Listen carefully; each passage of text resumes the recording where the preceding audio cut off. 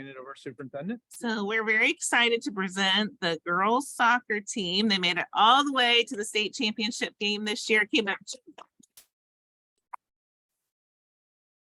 Woo! Quite the accomplishment to celebrate. So if you guys wouldn't mind saying who you are and if there's anything you would like to say about your season, we'd love to hear it.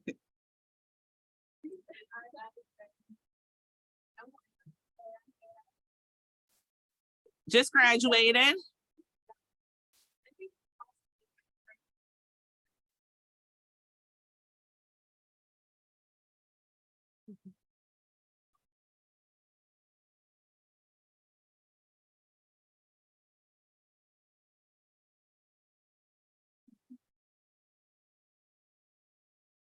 Yeah.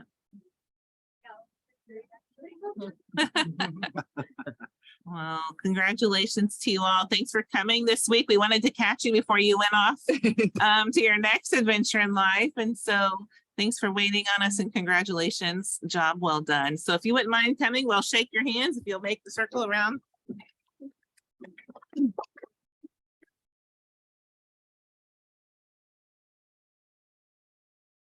Yeah. Congratulations. Congratulations. Congratulations. Congratulations. Great job. Thank you. Great job. Congrats. Good job.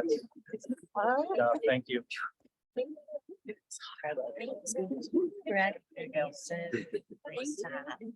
Congratulations. Graduate like 10 seniors this year. Mindy, did you get a picture? Okay. So he actually 90th percentile was cut off, so he was one below. Well, I know you had to wait longer than we spoke to you, but you are welcome to leave if you like, unless you want to stay for the whole meeting. But thank you so much for letting us. Our good cookies back there. Yeah, that's right. Have a cookie. Cookies are Thank you, ladies. Great job. Yes. They have the room cleaned out. Coffee's where it's at. Don't blame them. All right, next item on the agenda, item 7.1, adoption or modification of the agenda. If no one has any modifications to the agenda, I'd accept the motion to adopt the agenda as presented. I would like to pull the policies out of, it's like 8.5 out of consent agenda.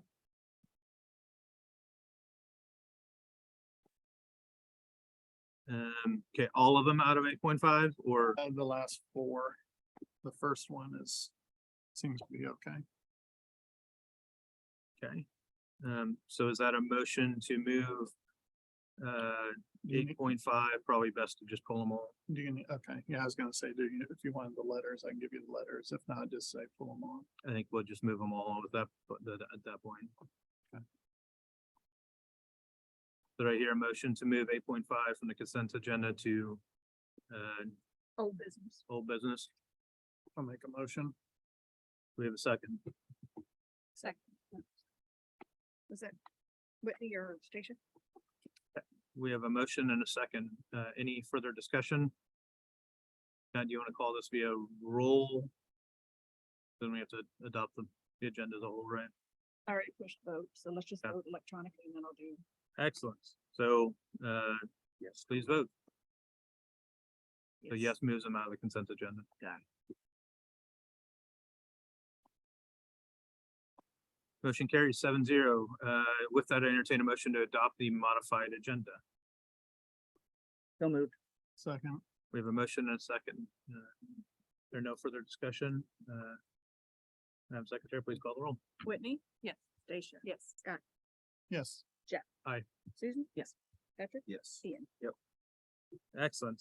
Fantastic. Next item on the agenda, 8.1, approve regular session minutes for May 17th, 2020. I'm sorry, this is the consent agenda. Sorry. Motion to approve the consent agenda, which includes the regular session minutes for May 17th, bills for payments, supplemental pay, our MSBA agreements, as the consent agenda items. If there's no discussion, I'd entertain a motion to adopt the consent agenda. So moved. Second. We have a motion and a second. If there's any discussion, hearing none, please vote.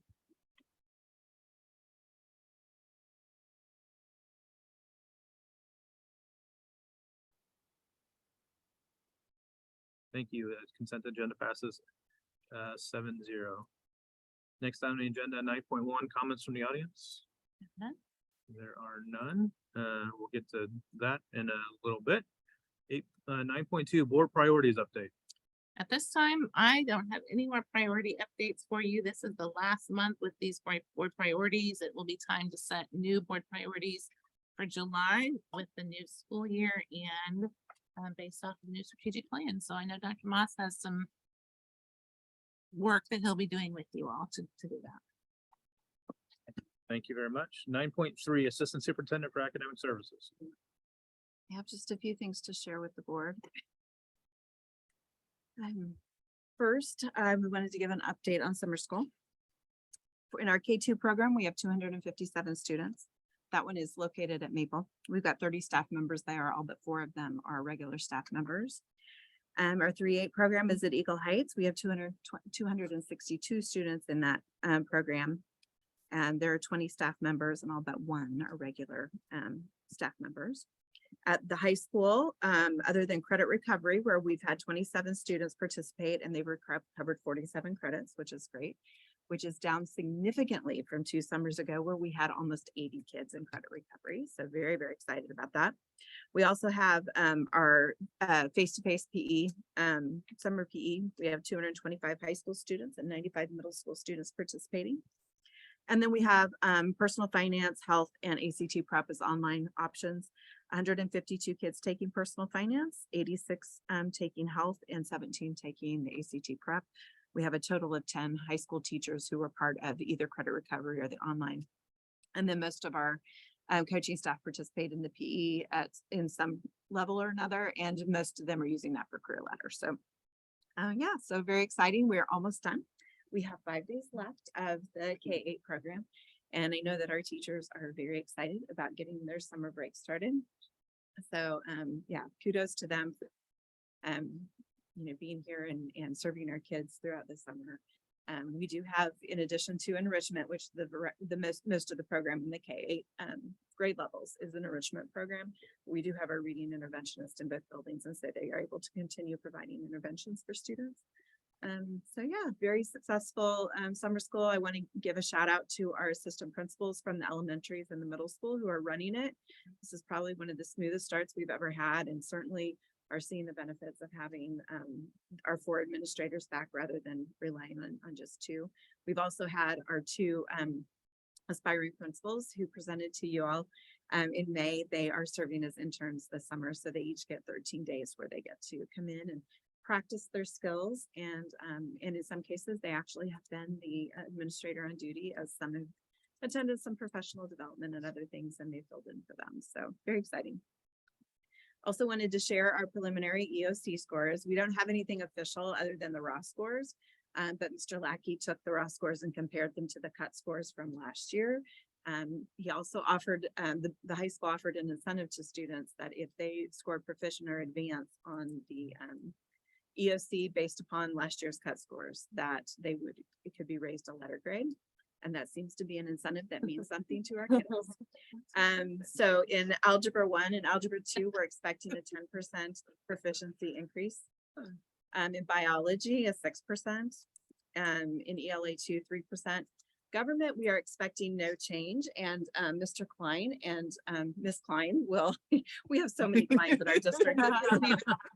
But and this is the MK show. I sent them an email. I'm like MK and MK, and I signed it MK. So we have our initials in common as well. So anyway, they're going to explain why we think that we're not seeing any change in our government scores, despite the fact that they work really, really hard. But so that's exciting. We don't have any preliminary scores for the grade level, the 3 through 8 yet. But as that data becomes available, I'll certainly share it with you. How does it compare kind of pre-COVID? So that's a little bit hard because they changed the way that they did the cut scores right about that time. Yeah. So that's difficult to compare, honestly.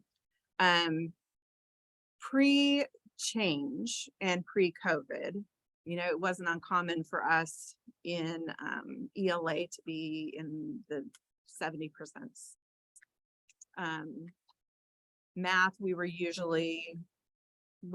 top 60s pre-COVID pretty consistently. Biology, until they changed the test and changed the standards, we typically did fairly well on that one as well. Government, again, when they changed the test, they added standards that we're currently not able to address in the classroom. So there has been a big difference, not because of COVID, but because of the way that they have manipulated the scoring. So, but we're improving, and that's what we need to do. If you change the game, that's okay. We're going to continue to monitor our data, and we're going to continue to make adjustments, and we are going to continue to improve. But, you know, this is an assessment at the end of course assessments. High school kids, they aren't as eager to please as elementary kids are.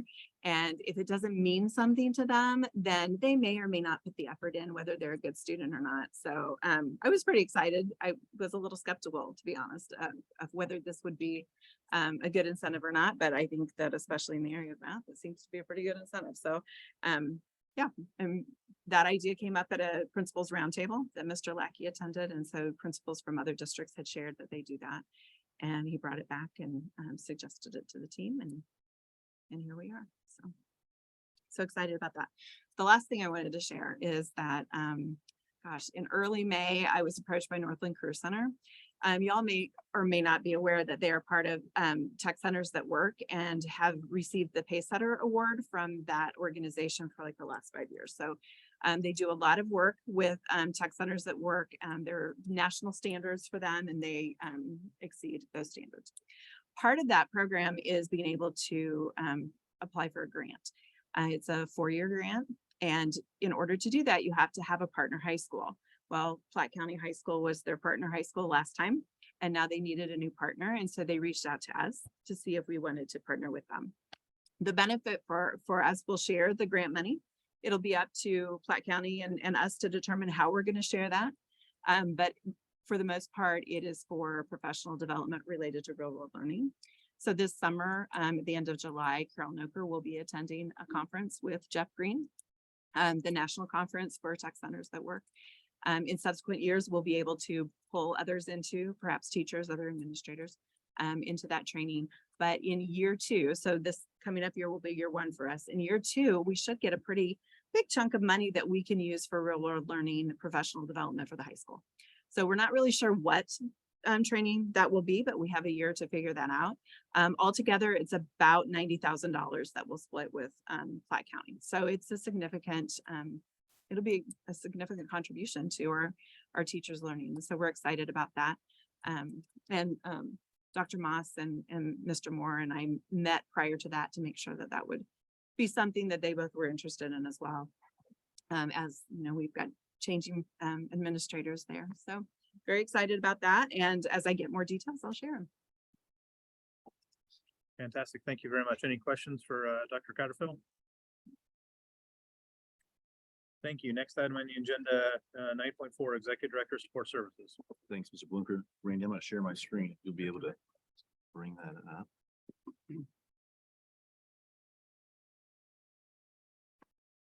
I wanted to give the board an update on our construction project and why that's coming up. I'll give you a little bit of updates on finances with the construction project. So our bonds did sell, our general obligation bonds, first week of June.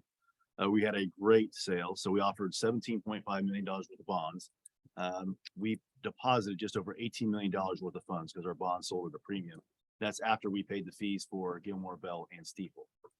Gilmore Bell's our bond counsel, Stiefel's our bond underwriters. So they are big in this process. And so that was very exciting to have additional funds for the project, as well as being able to deposit those funds in our MOCAT account and grow what we have available over time. Now, of course, we're starting construction, so we'll quickly spin that down as progress is going on. But I do have some pictures to show you and wanted to give you a progress to show what's going on. So I'll start with the high school gym. Those mezzanine walls, both walls have been demolished. So that's exciting to see that really open up and what that could possibly look like. Just as a reminder, It does take about 6 to 7 months for bleachers to come in because they're custom built those the way we are doing our bleachers. What that means is when you look up, it's going to look like one big bleacher. It's not going to look like two separate bleachers like at Oak Park or Minnetonka where you have a bottom and a top. Because of the sight lines and how that is, it's going to look like one big bleacher. So the lower bleacher is going to go up and then continue on with the upper. So it'll look like one big bleacher. So that's going to increase our capacity about 50%. What we had now, we used to have about 1,000 capacity. We'll be about 1,500 when that's complete, but that won't be totally complete until next summer. But what this will do, this will open up, they'll build some walls behind there and have that prepped and ready. So when those bleachers come in, it'll be ready to go. Also, the next summer will be the stage as well to make that into multi-purpose room. So the gym is stage 1, and then of course, stage 2 is next summer with the bleachers and that stage. So the next part is the sidewalks. You've probably seen a lot of dirt work being done on our campus for our sidewalks. So they are excavating those areas, those paths for those sidewalks to put down underlayment and then pour the concrete for those right now. And so you're probably seeing, especially up there in the front part of campus, you've seen some of that work being done. And then the restrooms, I shouldn't have skipped the sidewalks yet. The restrooms across from the gym have a couple pictures there that you can see on the screen. They've demolished both areas. They've started to put some tile up. So you can see what the color schemes are going to kind of look in there a lot better than what we've had before. So I'm excited for those restrooms attached to that gym that, you know, whether you're watching volleyball or basketball or whatever event we have in there, those are the restrooms that everybody that visits Smithville School District see. And so I'm excited to present something that looks really nice instead of something, I'll just say what we had before. And safe for our kids and offers privacy. Yes, it offers privacy. You're right. The ones before did not offer privacy. And if you're really tall like Mr. Jacoby, it really did not offer because the wall went up to about here. So, so we are excited for that to get going. HVAC at middle school and Horizon. So next week, next Monday, we will have the cranes come in and they will be taking off the old units and then putting on the new units. Now there's a lot of work besides just taking off the old and putting on the new. The new ones are different size, so we have to structure some of those curves differently. They take different electrical capacity, so we had to do a lot of electrical work to make sure those new HVAC units fit wherever they are in the school and whatever electrical panel they're going to. So a lot of work designed around that as well as the control. So new units mean separate controls, and so those have to be programmed as well for the new AON units. So that is going on right now. And so we're excited to have that done. And so I just wanted to kind of show some of those pictures and just give you a little bit of the progress that's been going on. And all of our HVAC units will be consistent across the district. They will be in Horizon and middle school. They won't be across the district. At Maple and at Eagle, we use something, a different process or a different unit. They weren't RTUs. Okay. And so And Eagle's the one that we have. yeah, issues with. Eagle's the ones we've have issued. And we went away from that model Okay. because those units do have a cassette in each room. And so what that means is if the compressor or the piping and the coolant doesn't run right, you can blow compressors, can cause issues, and we've been seeing that happen. So we've unfortunately took a project to learn. I mean, you know, it was what's in there? I just went blank on the acronym for it. VRF. Yep. Variable refrigerant flow. Yeah. And so it is a total different model from RTUs. It can be more efficient, but there can be more problems. A lot of districts jumped on board, about 5 or 6 years ago when this was popular and this was really pushed. But since then they've seen that a lot of people aren't trained how to use it. There's not a lot of technicians that understand it. And so it can run correctly if it's installed right, but there's been a lot of installation problems, especially at Eagle. And so we've been trying to work through that, through the years. But unfortunately, the VRF has just not been kind to us. So with this remodel, we have stuck with RTUs, tried and true solution. And so we feel good about that. If you do have different areas that you feel like need to be cooled or heated additionally, you can use VAV boxes and do a reheat or change that temperature at that location. So that does give individual control for the schools. And so we will have that in the areas. That won't be done until next summer at Horizon and middle school. We can really evaluate what we have with the new units and see where we need to spend that money to put those VAV boxes. So that is the plan there. What's it says the additional bath restroom? let's see here. Start begin work on two, I believe it says, additional restroom remodel. Is that, Yeah, so we have the men's, women's, and then we'll have a small staff restroom as well. Okay. Off of that, that the staff will be able to use at the high school. Right now, there really isn't a designated staff restrooms. There are restrooms that they can use, but students use those as well. So this will be designated staff restroom. It'll be kind of across from these men's and women's of the gym, more catty corner by the cafeteria, down that hallway by Mr. Brock's classroom. So that's where that one's located. We know it's not close per se, but we were trying to find any opportunity to give staff a restroom, so. They can use the pack restrooms, but they do have to grab a key. Yep. And so this will allow them to have something designated just for staff. Any other questions on the construction?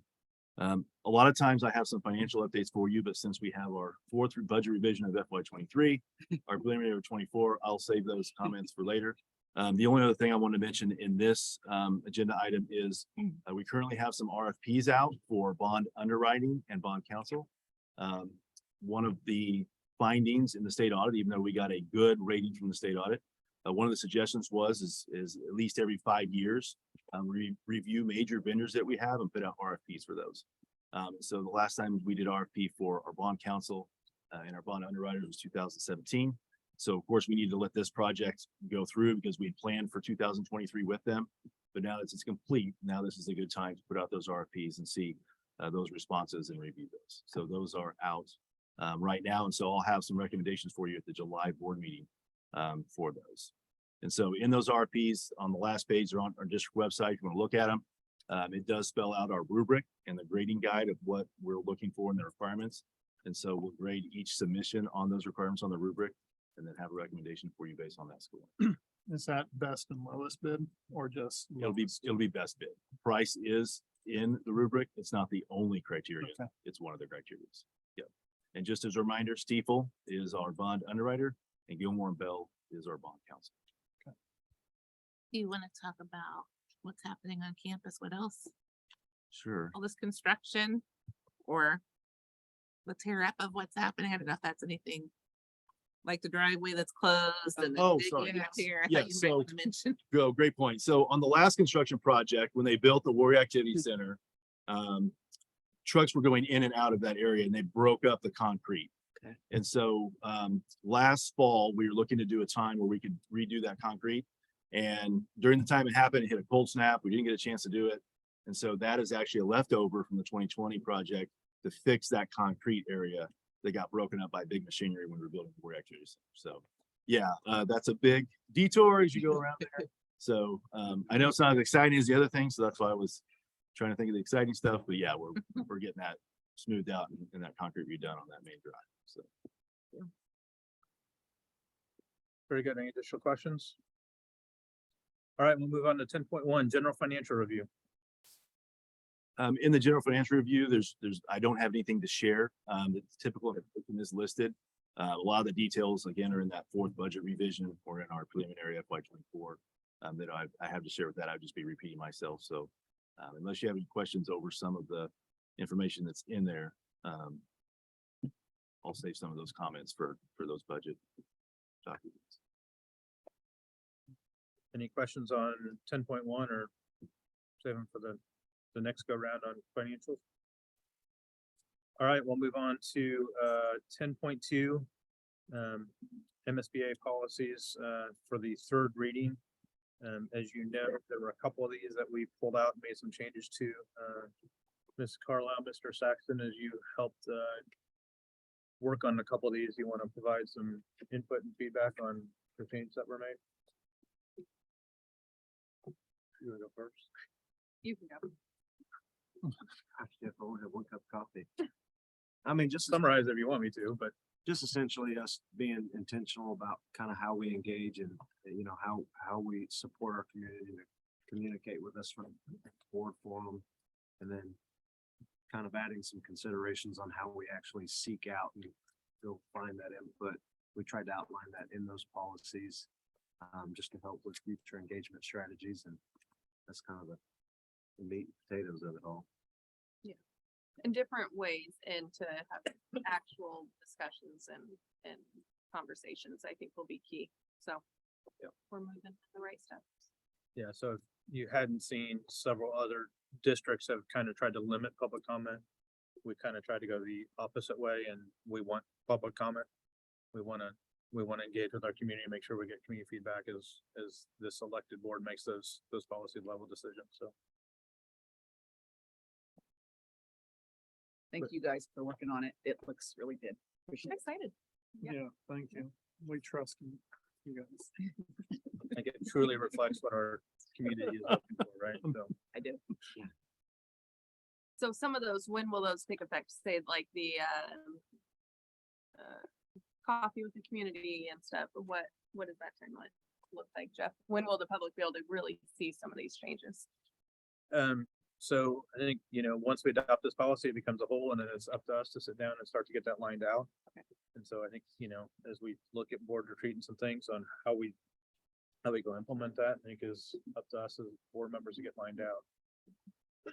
So one of the ideas that Mrs. Carlisle brought forth was borrowing from our neighbors over in Liberty, the idea of coffee with the community where, if we get together as a whole, that's a quorum, and there's all sorts of things that go with it. But if we have two members who kind of go to a coffee shop locally and folks can come and ask questions, and it's less formal and More casual. yeah, and allows for more conversation. So it's one of the things we're looking to do. So kind of set up and make that happen so that there's an opportunity to do so.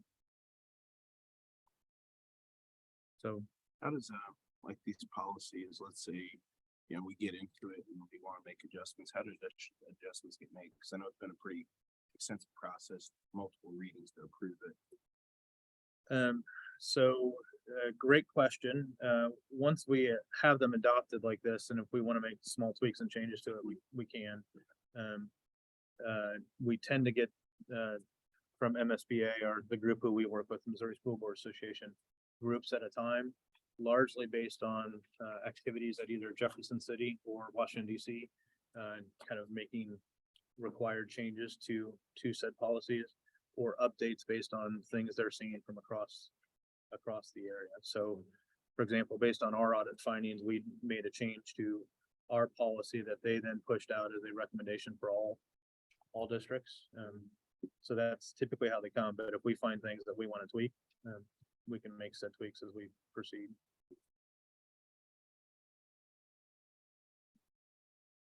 If there are no questions, I'd entertain a motion to adopt the policies as presented. This is the third and final reading. So if you have things, please certainly the time to identify those. Not that we can't go back and tweak them later, but this is adopting them.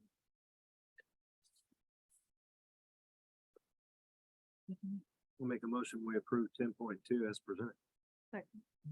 We have a motion and a second. If there's no further discussion, please vote.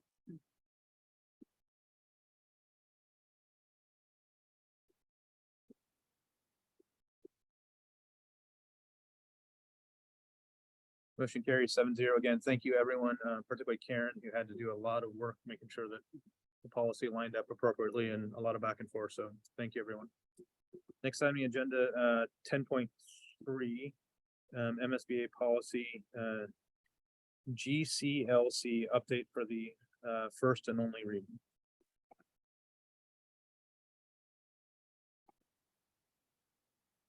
You do have a memo in here. This is the update to the professional development that we had discussed in the May board meeting. Kind of making it equal across. So that has been done. And then as we were discussing, that I had shared a conversation with one of the teachers impacted. And Denise and Kim did their discernment that they do so well, and had been processing some other things that they felt should be adjusted as well. So those are reflected there, and I'll give them credit for being the brainchild behind that. So, That's reflected in here. Mhm. Okay. Yes, my question on this is, professional development fee, repayment. Obviously that was, targeted to, or it was only being applied to teachers in the first draft. And now we're going to apply it to certified staff members. What, what's the definition of a professional development fee? So that would be like, I'm going to this conference or this training, and this is the registration fee for that conference and training. It doesn't include travel. Doesn't include. It is travel? just the fee for the training. And this includes administrators. Any certified staff members that include administration. So no travel, no airfare, no hotels. Mm-mm. It doesn't explain that in here, so. It is, yeah, it's just the registration fee. And all certified staff, should it just be all employees? I don't think that this policy actually applies to classified staff. And so that is the two employee groups that were mentioned in the policy were teachers and administrators. Those are both certified staff members. And I can't honestly think of any training that we would send a classified staff member to that would exceed $2,000. And this is $2,000 for The 1 year, For one training. for one training for Mhm. 1 year. Approximately how many people do we think that impacts? Currently, it impacts 6. In the past, we have had, for example, PLTW teachers. Their training is $2,400 for any of the courses that they're trained for. So 6 is the most we've ever had at one time. Typically, it's 1 or 2, if even that. There are many years where that's none. So this policy is meant for 6 individuals right now. It's meant for any individual who goes to a intensive specialized training that is extremely expensive. It's actually something we've been talking about for a while, specifically because in our PLTW program for 3 years in a row, we had a turnover in our biomed teacher, and we had to pay over $5,000 every year to get the next teacher trained appropriately to teach the courses. So we've been talking about it for a while. It's just, this is the time where we chose to get it going. Is this a one-time professional development, or say they get, they've had 2 or 3 throughout the year? Is that a compilation, or is it just one? It would be if the training that you're receiving, whether it be a 1-day training or a training that you go to for 10 different days, if the registration fee for that training was over $2,000, it would apply to this. If you went to 3 different trainings that were each $750, it would not apply. 3 different trainings, $750. Does that make sense? It makes sense. It's It not just, cumulative. it didn't make sense in here because it doesn't read Is this necessarily that The way. way this states, if one teacher went to $3,000 professional development sessions, that would exceed the $2,000. And the way this reads to me is that cumulative, if it's over 2,000, then we go. It would be, this policy would apply to that. We can get more specific if you would like, but it Right. says registration fee. And so it would be for one registration fee. So a change that in, Fees, right? Sorry. Yeah. fees. no, that's okay. Yeah, it does say. fees. Under we in need the it. blue, professional development fee for payment, then any professional development fees exceeding $2,000. Yeah. Okay. So That's maybe what- that's why. So sorry about all the questions. No, It just that's doesn't okay. Read. It seems like there's some, anyway.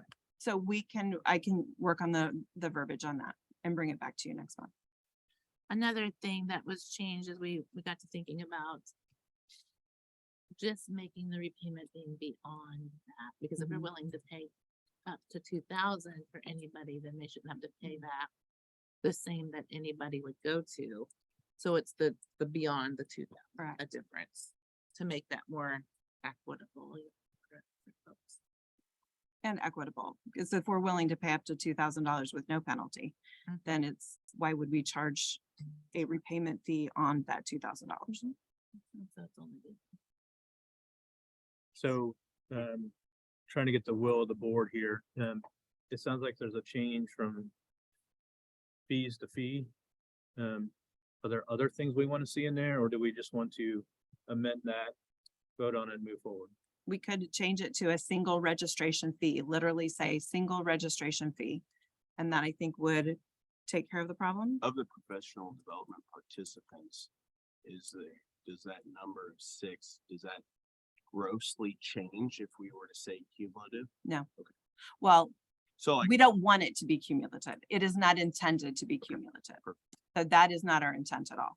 So I think if we change it to single registration fee, then that would be more specific and eliminate the possibility of it being interpreted that way. Should we say within a school year? Yes, we could do Within that. a calendar year Okay. or fiscal year or something? Mhm. Fiscal year. So a single registration fee within one school year. Yeah, or what this Fiscal year. be consistent, probably says fiscal, yeah. I make a motion to approve the policy with the amendment just stated by Dr. Pratfield. We have a motion. Do we have a second?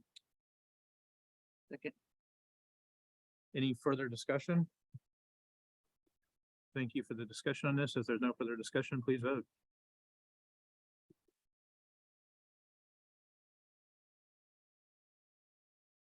Thank you. All right, the adopted policy carries 7-0. Next on the item on the agenda, 10.4 extra duty and supplemental pay schedules. Yeah, so we had a couple of questions, one to the supplemental salary schedule and then 2 items to the extra duty salary schedule. On the supplemental salary schedule, if Denise wants to answer any questions on it, it's related to a stipend that we're gonna be able to pay to our grant, and it will be paid for. If you have any questions, we're happy to fill them.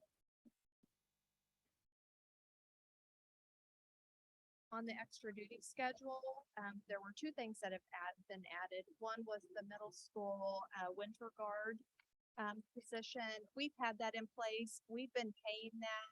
It was an oversight that has not been on that schedule. And so we wanted to make sure that was accurately reflected. So that's been added. And then our TSA sponsor, this is something that is going to be related to our real world learning initiative, and Dr. Pratfield can answer any questions. Yeah, it actually is, it's associated with our PLTW engineering program. Every CTE program. Project Lead the Way. Yes, I'm sorry. Project Lead the Way. Every CTE program has an associated student organization. And we have had this organization in the past, but with last time we had a teaching change in that program, somehow that got dropped. And it's a for the grant that we get that largely funds that program. CT's So- career technical programming.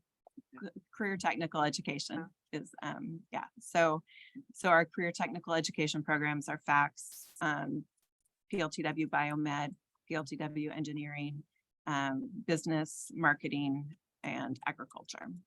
So all of them have a corresponding student organization. This is the only one that's missing. And so we have to get that going again next year.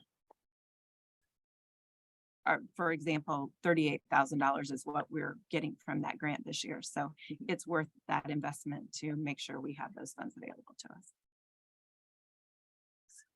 Questions? Hearing none, I accept the motion to approve 10.4 as presented. So moved. We have a motion and a second. If there are no further discussion, please vote.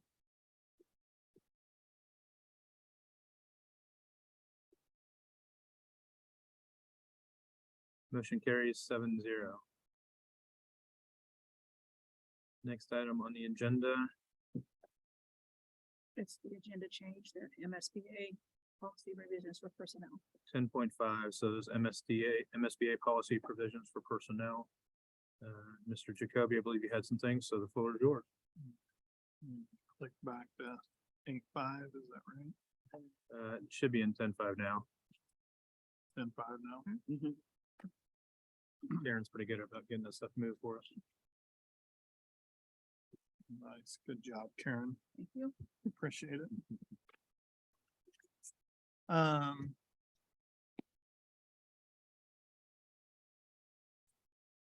Let's see. Policy BC, staff absences and tardiness.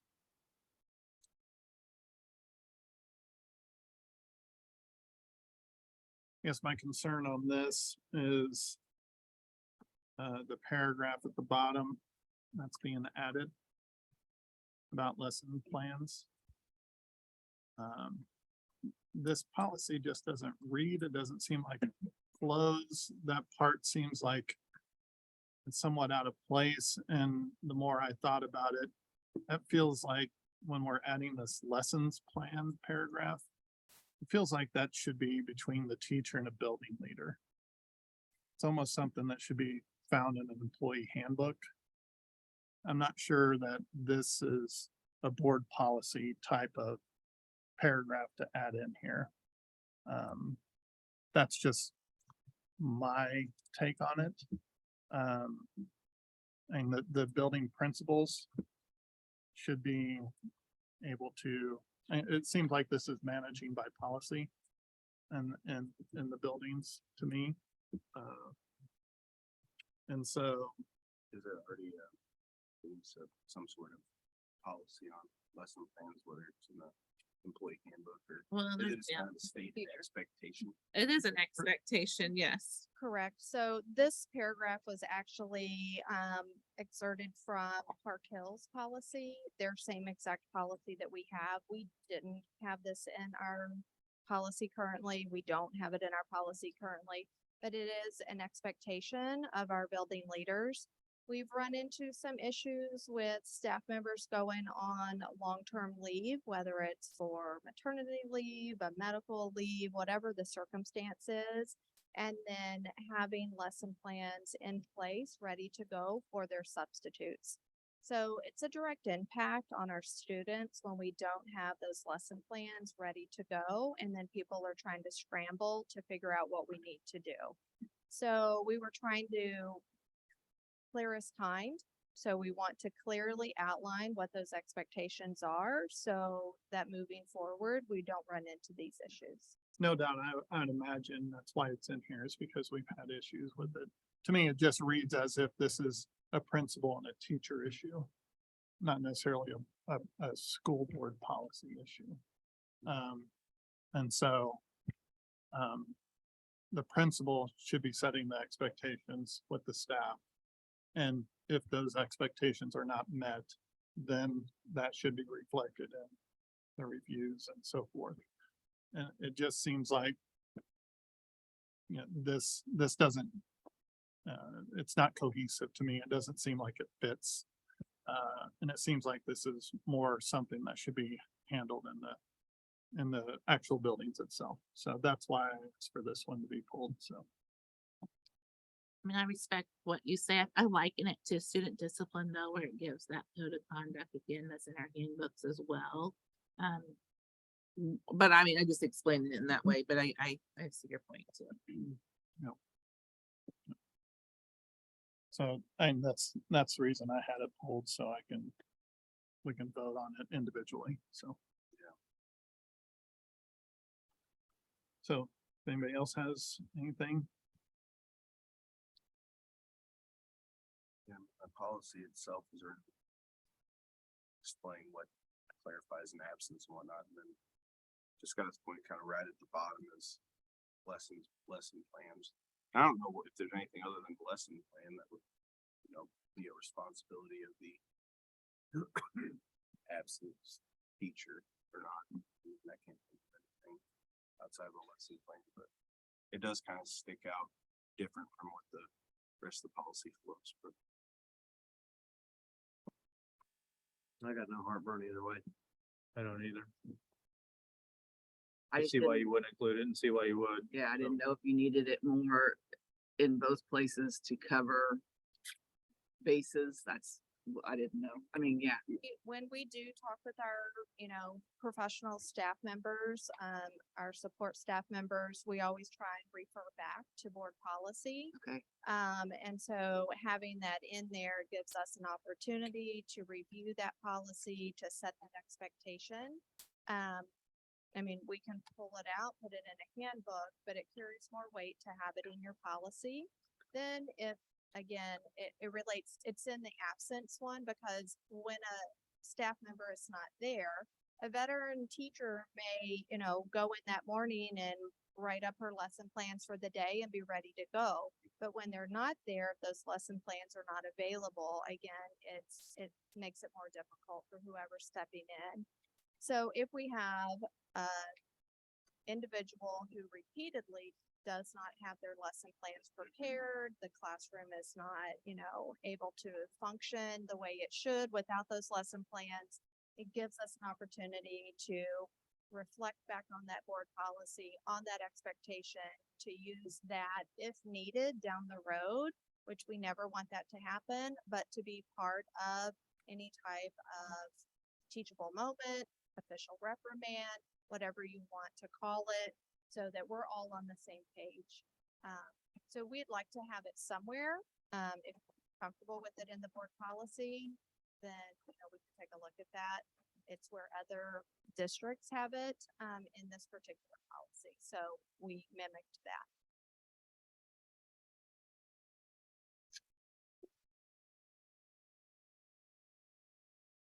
I personally would go with you guys recommended, just because I mean, it's not affecting me. If we need it here, if it's more effective here, then I guess that's a good place to have it. But I don't. My only hesitation, because I agree, I don't really have a strong opinion anyway, just that maybe that will open up to other things that maybe we're counseled against not having in policy, that, that then opens up, oh, do we add that in policy then? Do we add, that would only be my hesitation, that then we're opening ourselves to ways that maybe would be preferred to go to the building or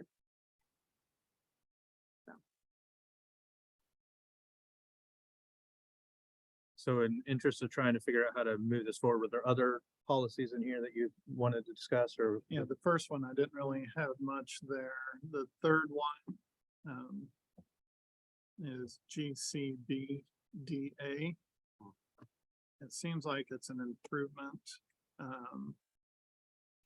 However, I know that substitute pay has been discussed quite a bit. Kim provided us a lot of information. I know I asked some information, she was able to provide it. And on some of that, it talks about this specific instance as a possibility to help improve the substitutes and attendance, basically.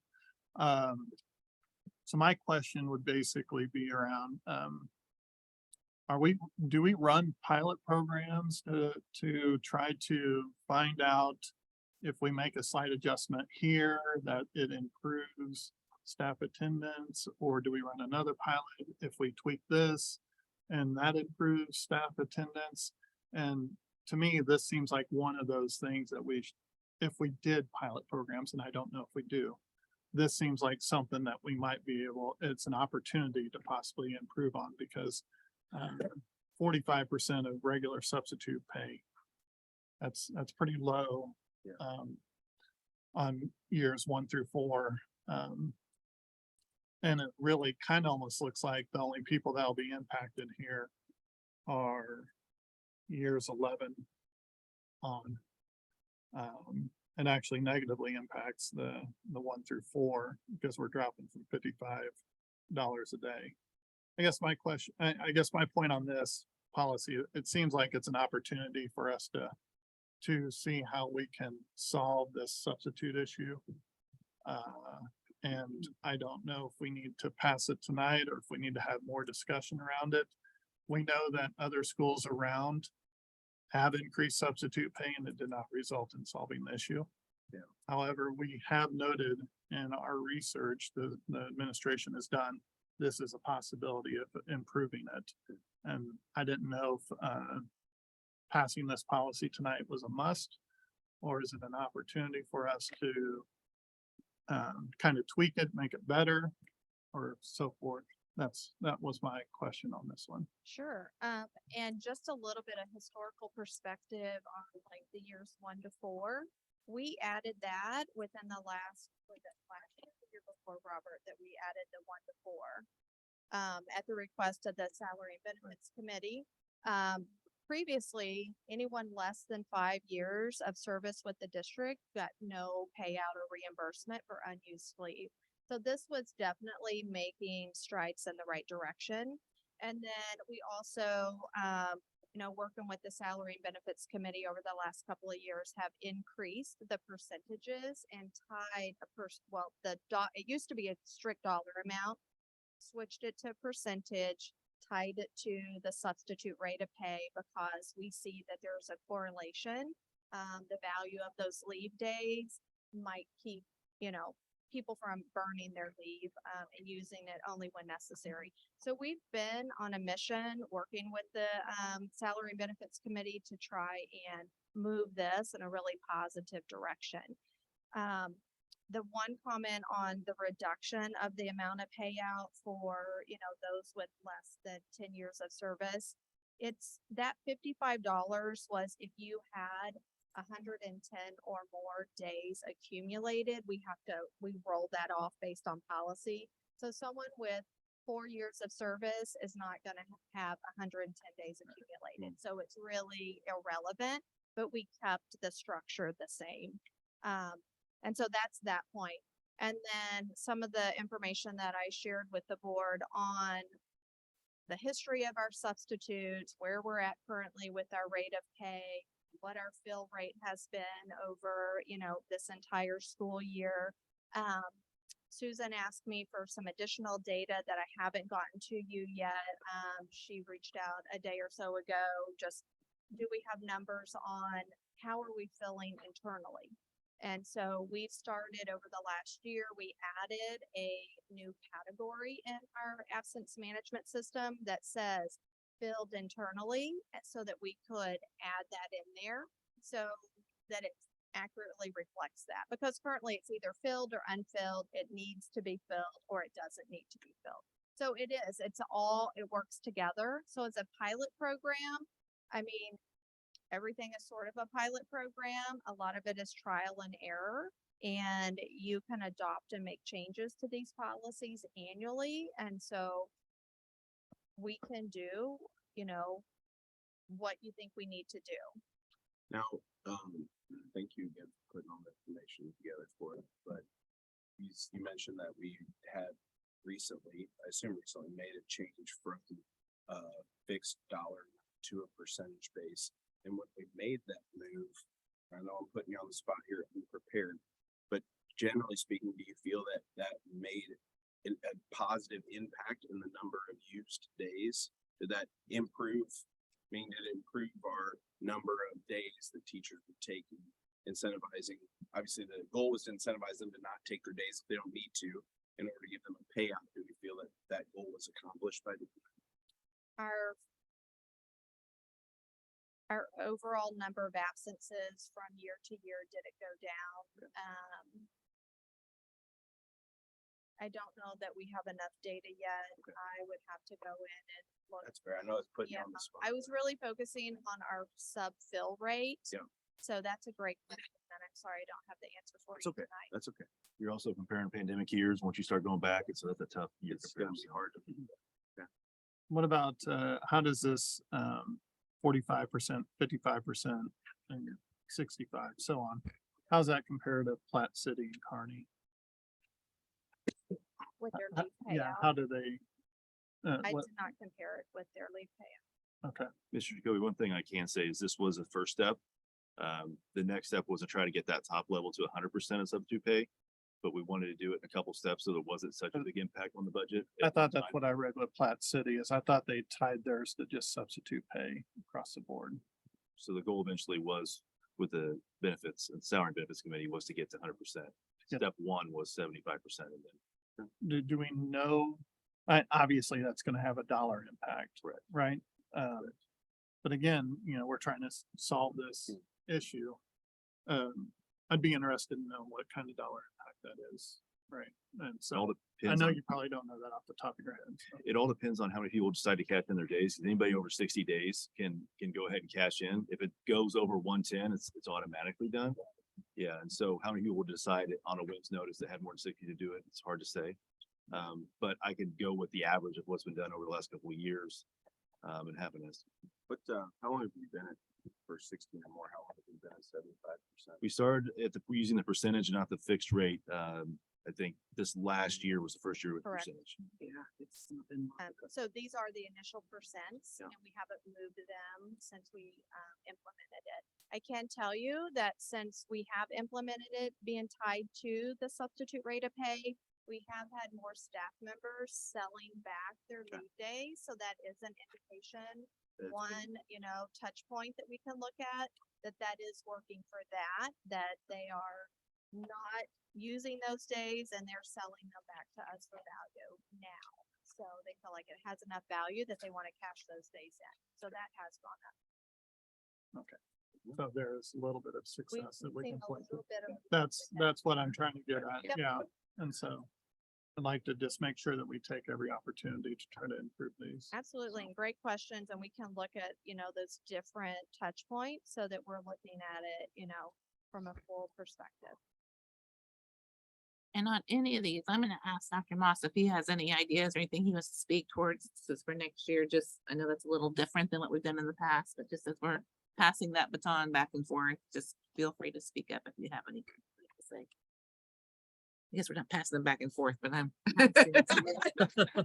You know what I mean? Sure. We're carrying it. So is the suggestion basically to try to pass this tonight?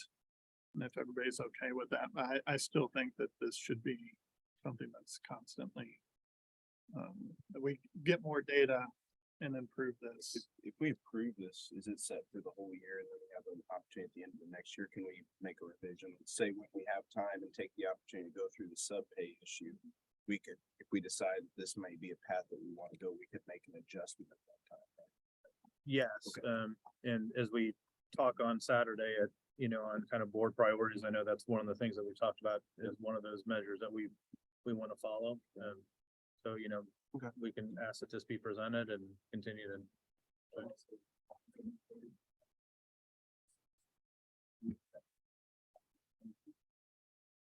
That's my question. Mhm. To me, there are two different. Really love. See if we could, I think what I heard you say is be a little bit more aggressive Yes. within it. And to see what that payout could do, Robert could certainly look at trend data to do a financial impact, because there will be. But we also have a financial impact when we have subs. Correct. Mhm. So we could do that to pull that in to be more aggressive. We certainly can, and then bring that. Please know Saturday would be really tight turnaround, but July I 19th yeah, I don't expect it Saturday at all. yeah. So. to do that as well. So.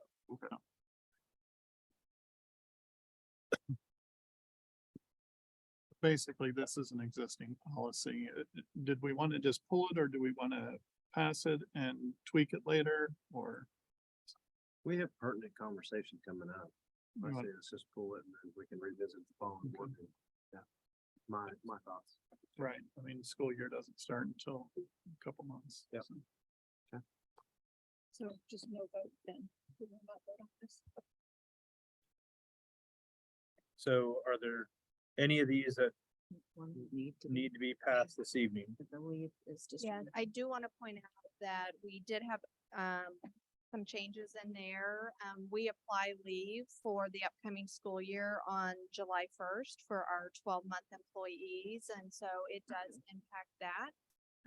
So we would I guess, move forward with our current policy, or you could adopt this one, and if you decide to make changes, then we would bring this back to the table. And this policy is an improvement from the prior policy. Like Financially, it is. yes. Yeah, it clears up some holes that maybe were Okay. not clear in the other one. Yeah, I'm okay with what passing. I just, it's, but I just want us to continue the dialogue because And being that our fiscal, Still tweaking. yeah, being that our fiscal year is July 1, a lot of these start implementing how we count leave days and all those different Okay. things. if you guys need it, then let's do it. Makes sense. So based on that, why don't we approve it and then we can go back and revisit those things that we identified this evening. Before you do, I would want to mention my estimates before, we're going from, because we just said it just at $55, going from $55 to $100 was about a $19,000 increase to the budget. So if we're going from $75, assuming the substitute pay stays at 100, that would be 100% of substitute pay. You can assume somewhere around half of that. So somewhere around $10,000 would be the impact of the budget if you went to 100% for 16 years or more, 90% for the next tier, 80%, 70%.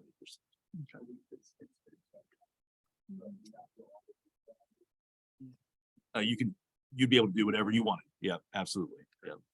You could take it to 90% or, yeah, absolutely. And then my thing is gonna be able to, how to measure this, right? Yeah, you want to see if there's a substantial impact over Right. time. Right. Okay. Yep. Being deliberate, so. And that rate of your substitute pay will impact again. Yeah. So Based you're on looking at, Yeah. both sides of the point there. Sure. Right. What are we paying the substitutes and what percentage are we tying that to for staff payout? Good point, Scott. So Karen, how do we want to do this? Do we want that one to be separate and pass it this evening? Is that how we wanted to do that? I guess, are there any other ones you have? Well, I was gonna say the other two.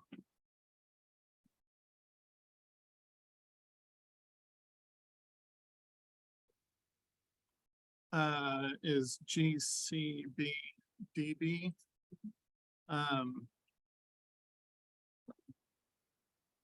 I just wanted clarification because I read the top explanation. Yeah.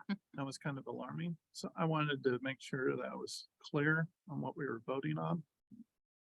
So obviously the last sentence in that explanation. I just want to make sure that if we vote on that concern is being met in the explanation. That we remove number 6. Yeah. It And needs to be it's removed. without a doubt. Okay, I just wanted to make sure that we were clear on that. Yep. So the one that's. Right. that- Yeah, that's all Whitney. Yeah. She was trying to change her what letter was. So, yeah. Okay, Just making sure everybody yeah. understands. Was everybody following? Yeah. Yep. That explanation? Fair Yep. enough. So the concerning piece, because it is red now. That means it it's is- now removed. Okay, that's Yeah. what I was confused by that too. Oh, yeah. That's a good Yeah. question. Yeah, I just want to make sure we were Didn't clear. understand why we were discussing something that was no longer part of it. So It's just making sure you know that that's no. Yeah.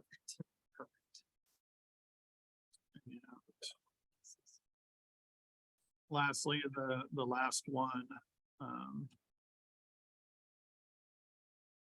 that is GCPB. That, I understand it, it seems like it was put in because we've had resignations after April 15th.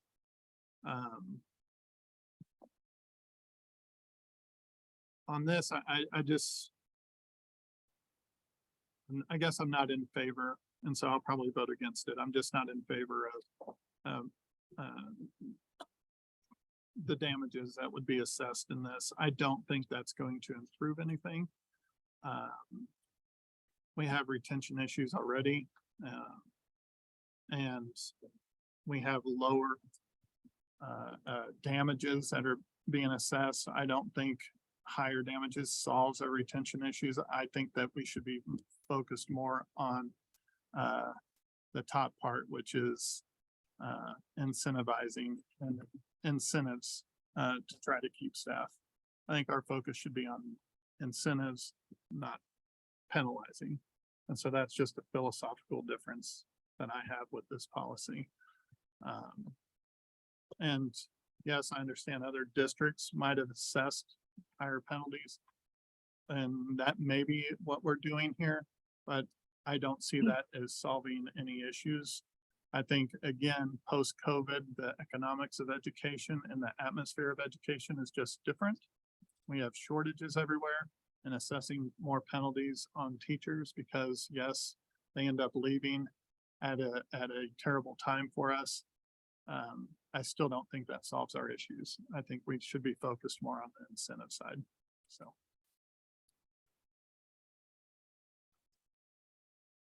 I agree. I mean, obviously some consequences and we have those in place, but I want people here who want to be here too. So Yeah, I like that's a that good mindset piece. change.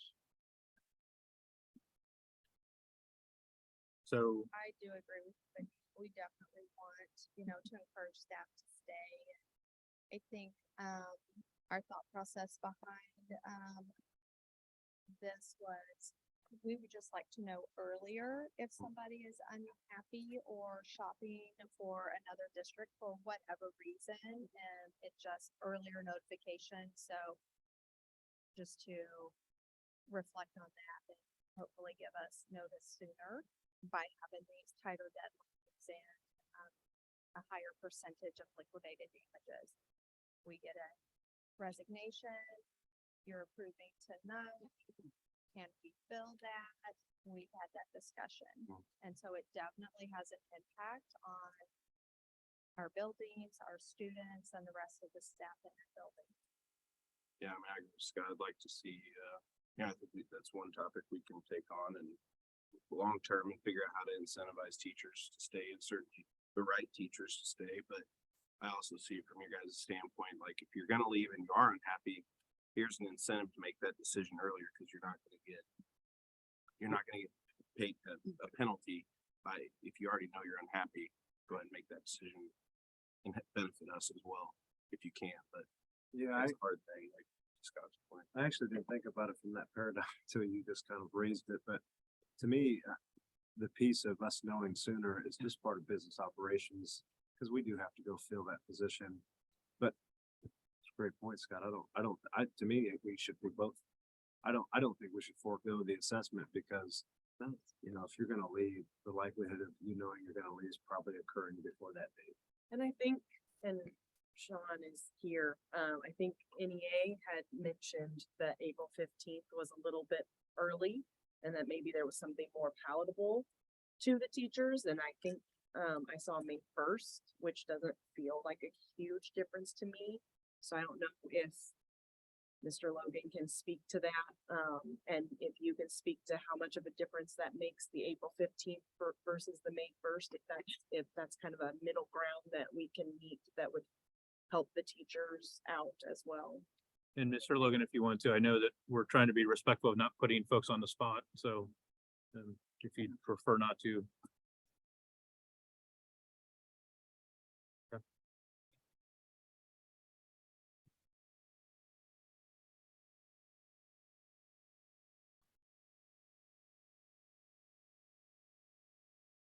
Okay.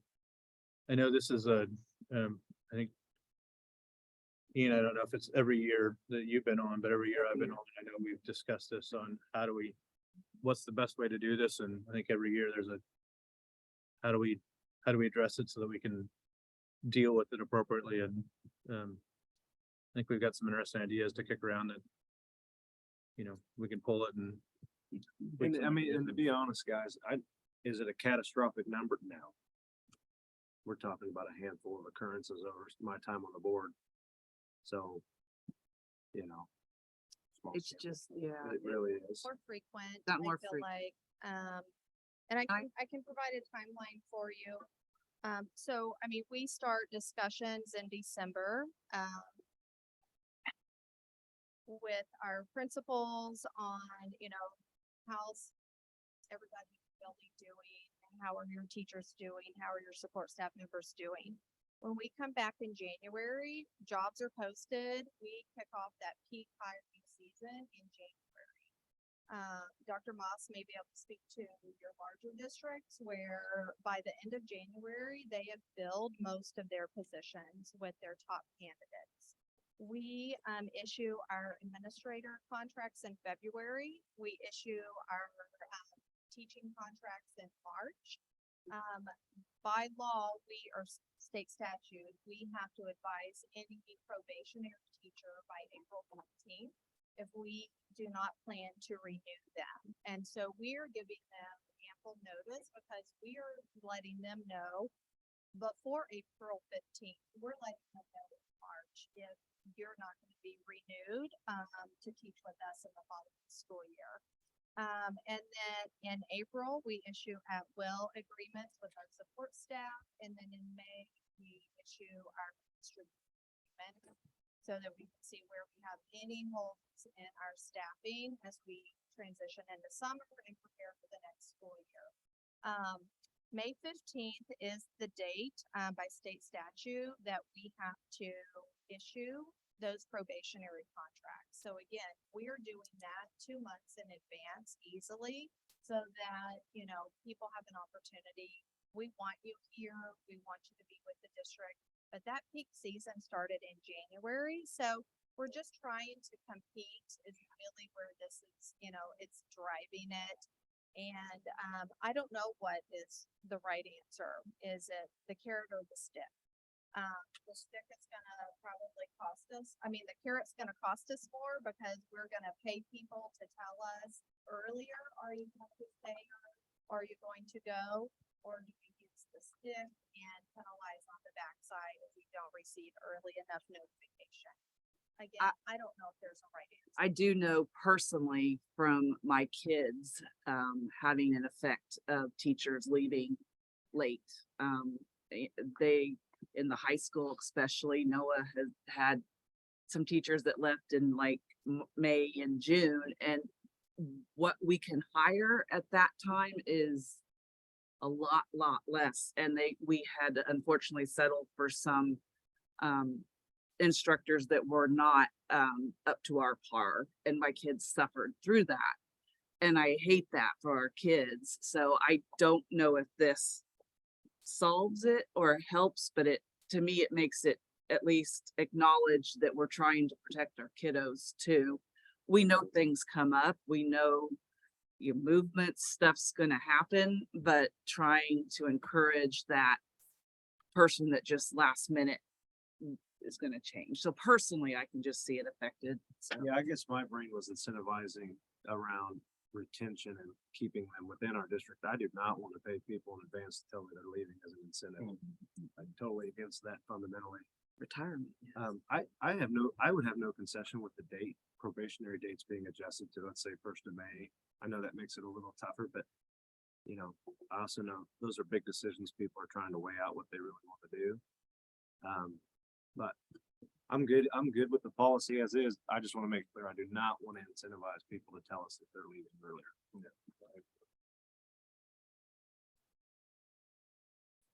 Are you speaking to the retirement piece in here though?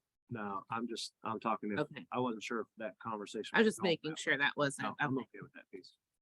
And to Susan's point, there is a sentence in there that if someone is, you know, a spouse is transferred and things like that, there are exceptions that the board can choose to waive those liquidated damages because of certain We circumstances. have- Right. done that. So a lot discussed here. What's the will of the board? How would you like to handle this? Sounds like we are looking to at least advance one of these this evening. This, if I understand, GCBDA.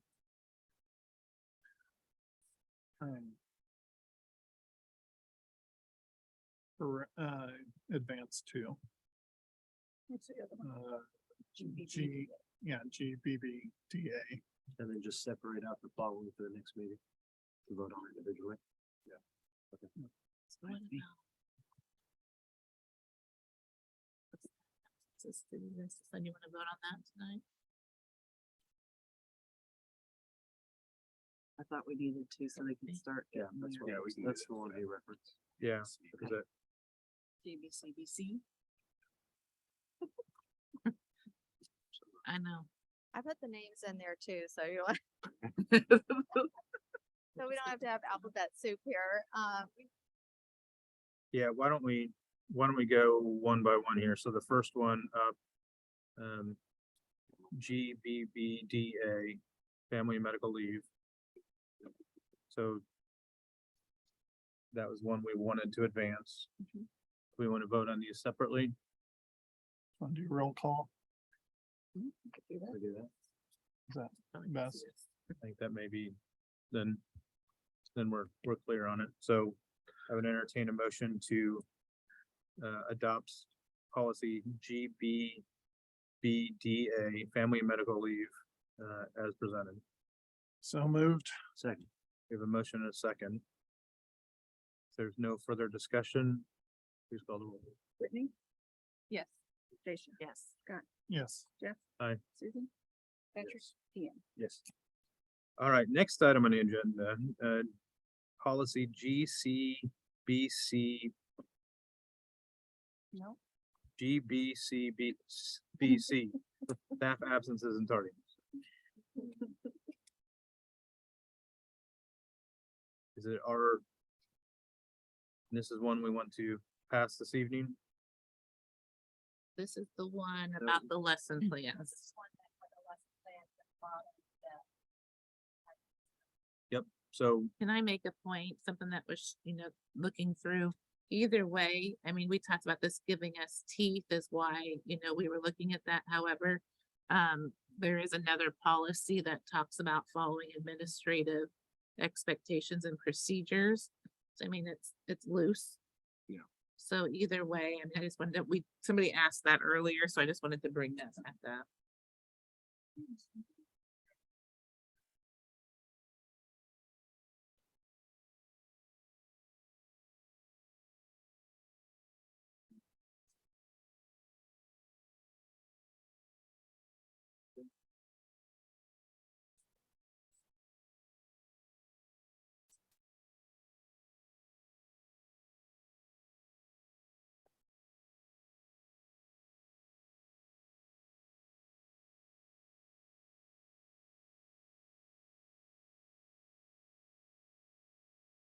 That's helpful because, I think that goes more policy and then procedure that way. So can I make a motion to approve it, omitting lesson plan section? you certainly can. So we have a motion to approve GBCBC as presented, subtracting the section lesson plan and below. Second. We have a motion and a second. Does everyone first and foremost understand the motion? Okay. With that, please call the roll. Yes. Stacia, Yes. Scott, Yes. Jeff, Yes. Susan, Patrick, Ian. All right. Next item in alphabet soup. GCBDA, professional staff and short-term leave. And this is the one that described the short-term leave that we said would be best to vote on now, but then you guys talked about you could tweak it later if you wanted to. We want to bring it back. Just trying to give you my little. Thank you.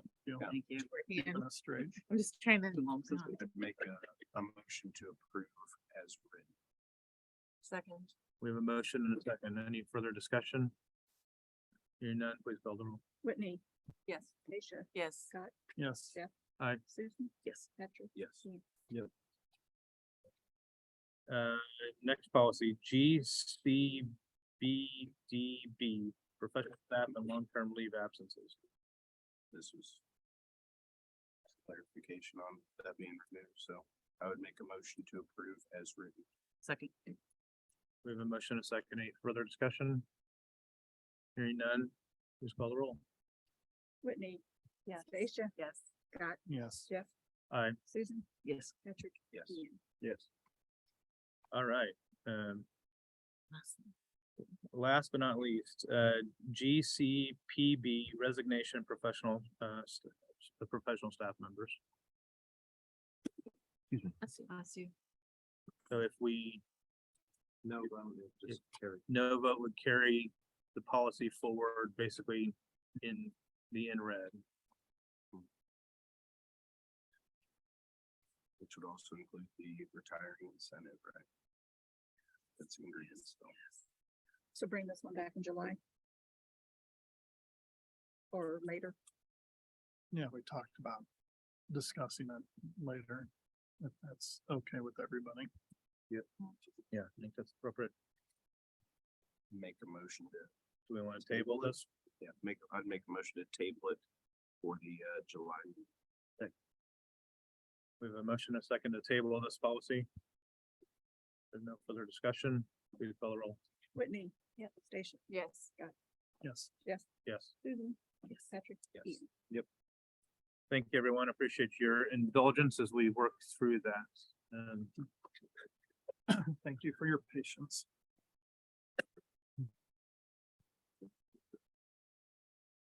All right, that brings us to 11.1. Fund 1 to Fund 2 transfer. Yes, thanks, Mr. Blumker. So you'll notice every June, this is an agenda item that comes up. By state statute, Fund 2 cannot end in the negative. And right now, based off the fourth budget amendment, we estimate that Fund 2 will end around $247,356 for Fund 2. And so this reads that the board authorizes us to transfer funds from Fund 1, which is our incidental, to Fund 2 to make sure that Fund 2 account is zeroed out. And so once July 1 hits and the new fiscal year starts, Karen will ramp up the ASBR reporting piece and start putting those numbers in. And once that ASBR is final, we will know the exact amount of what Fund 2 is negative. But until that time, we don't know. So that's why it reads that a necessary amount, although we estimate it to be that 247,000 plus. I'd be happy to answer any questions you have. Questions on this? I know this is one of those that seems a little wonky at times as you kind of first join the board, and then you kind of understand the why behind it, but. Okay, with that, I'd entertain a motion to authorize the Fund 1 to Fund 2 transfer. So moved. Second. We have a motion, a second. Any further discussion? Hearing none, please vote electronically.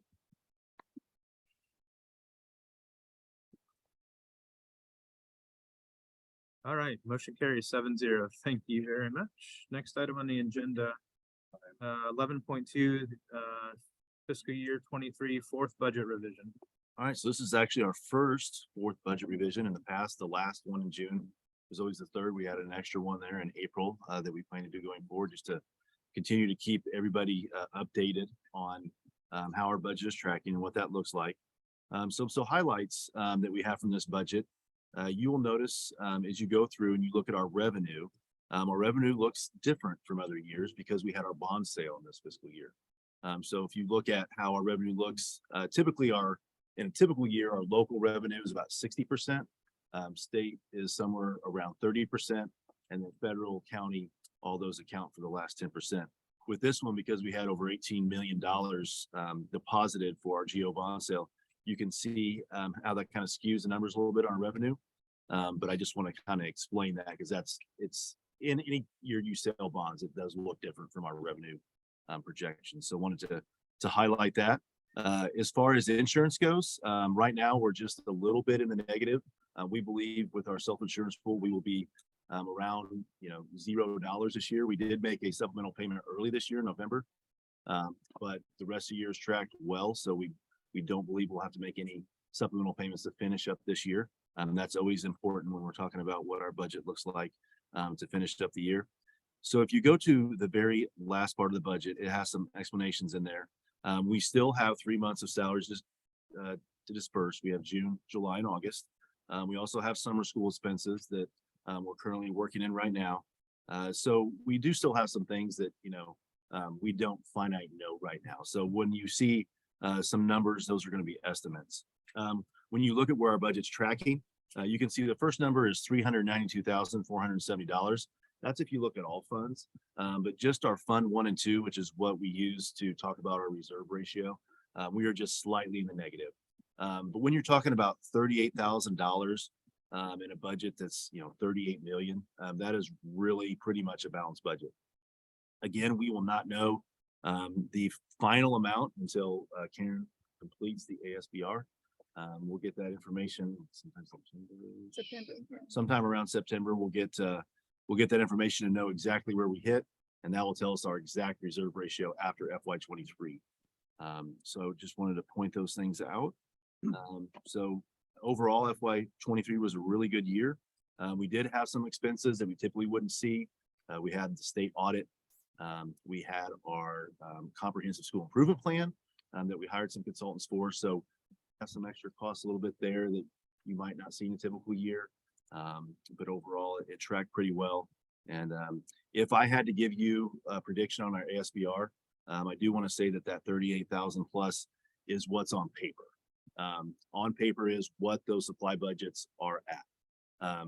Do I think every single supply budget will be spent out? I don't. So if I had to make a prediction, I do think we will be in the black.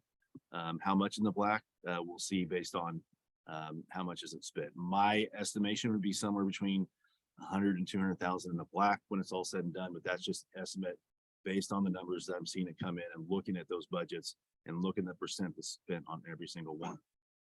If you look at the working budget, the other document to this agenda item, if you see something in green, that means that it's been modified from the third budget revision. And so a lot of that is me going into like our finance portal for DESE and seeing the exact payments that we have received from DESE for transportation, whether it might be special ed, title payments, children's first grant, all those different things that everybody in the cabinet has kept me updated on, which I really appreciate it, which helps me give these estimates, has been important. So wanted to mention those as we go. So happy to answer any questions on our final budget revision for FY23. I think you answered my question, which was going to be the supply account impact on the number that was presented. So we're going to be in the black, most likely. It's just a matter of how much. That would be my prediction. How come I tend to look at things that were quite a bit off from projected to actual. So take like preschool tuition 3,111. Was that not something that was factored in? The actual said 723 and it was, or sorry. Oh, nope, I'm reading that wrong. That's 2020 to 20. That was probably the previous Okay. year, maybe.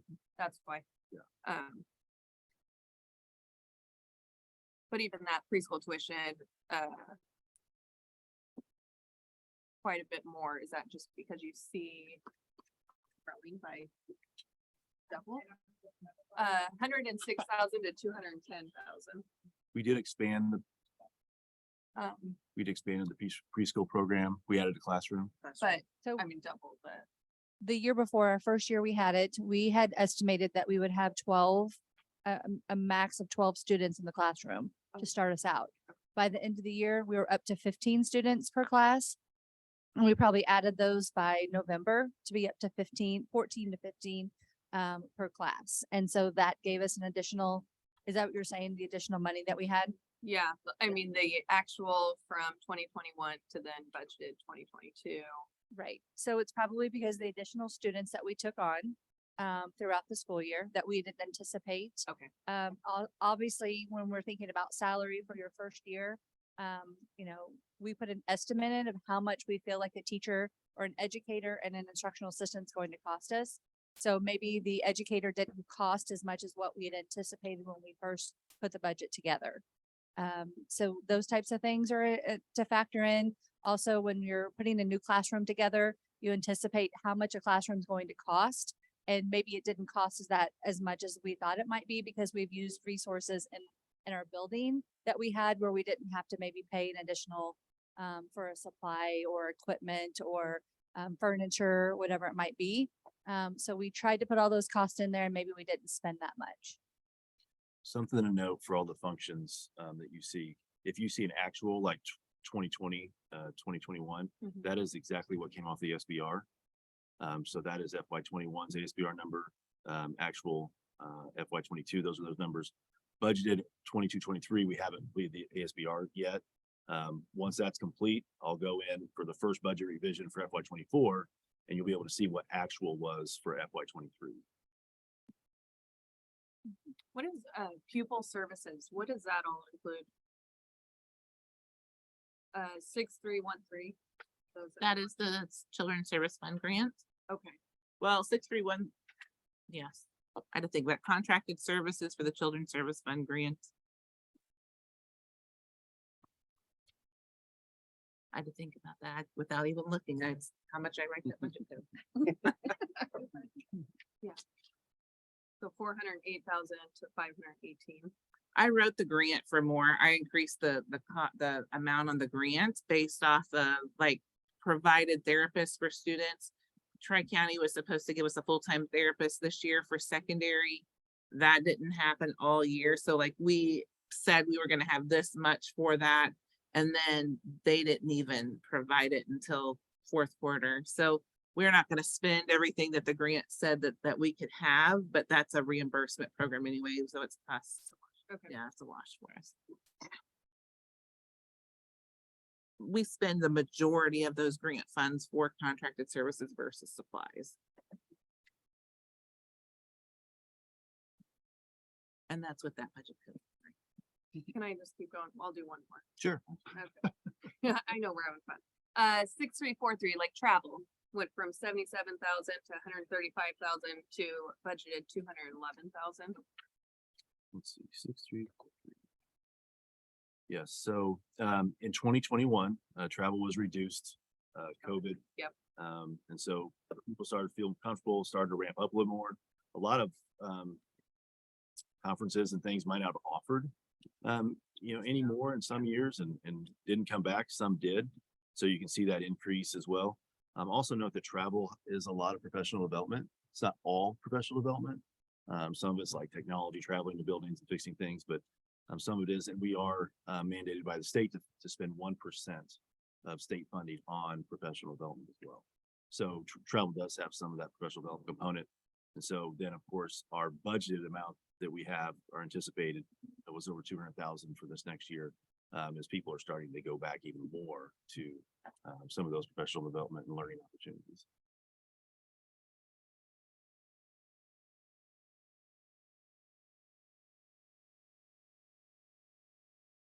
Other questions on the budget amendment?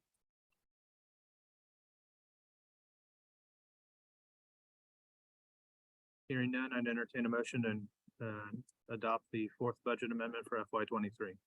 So moved. Second. We have a motion and a second. Hearing no further discussion, please vote.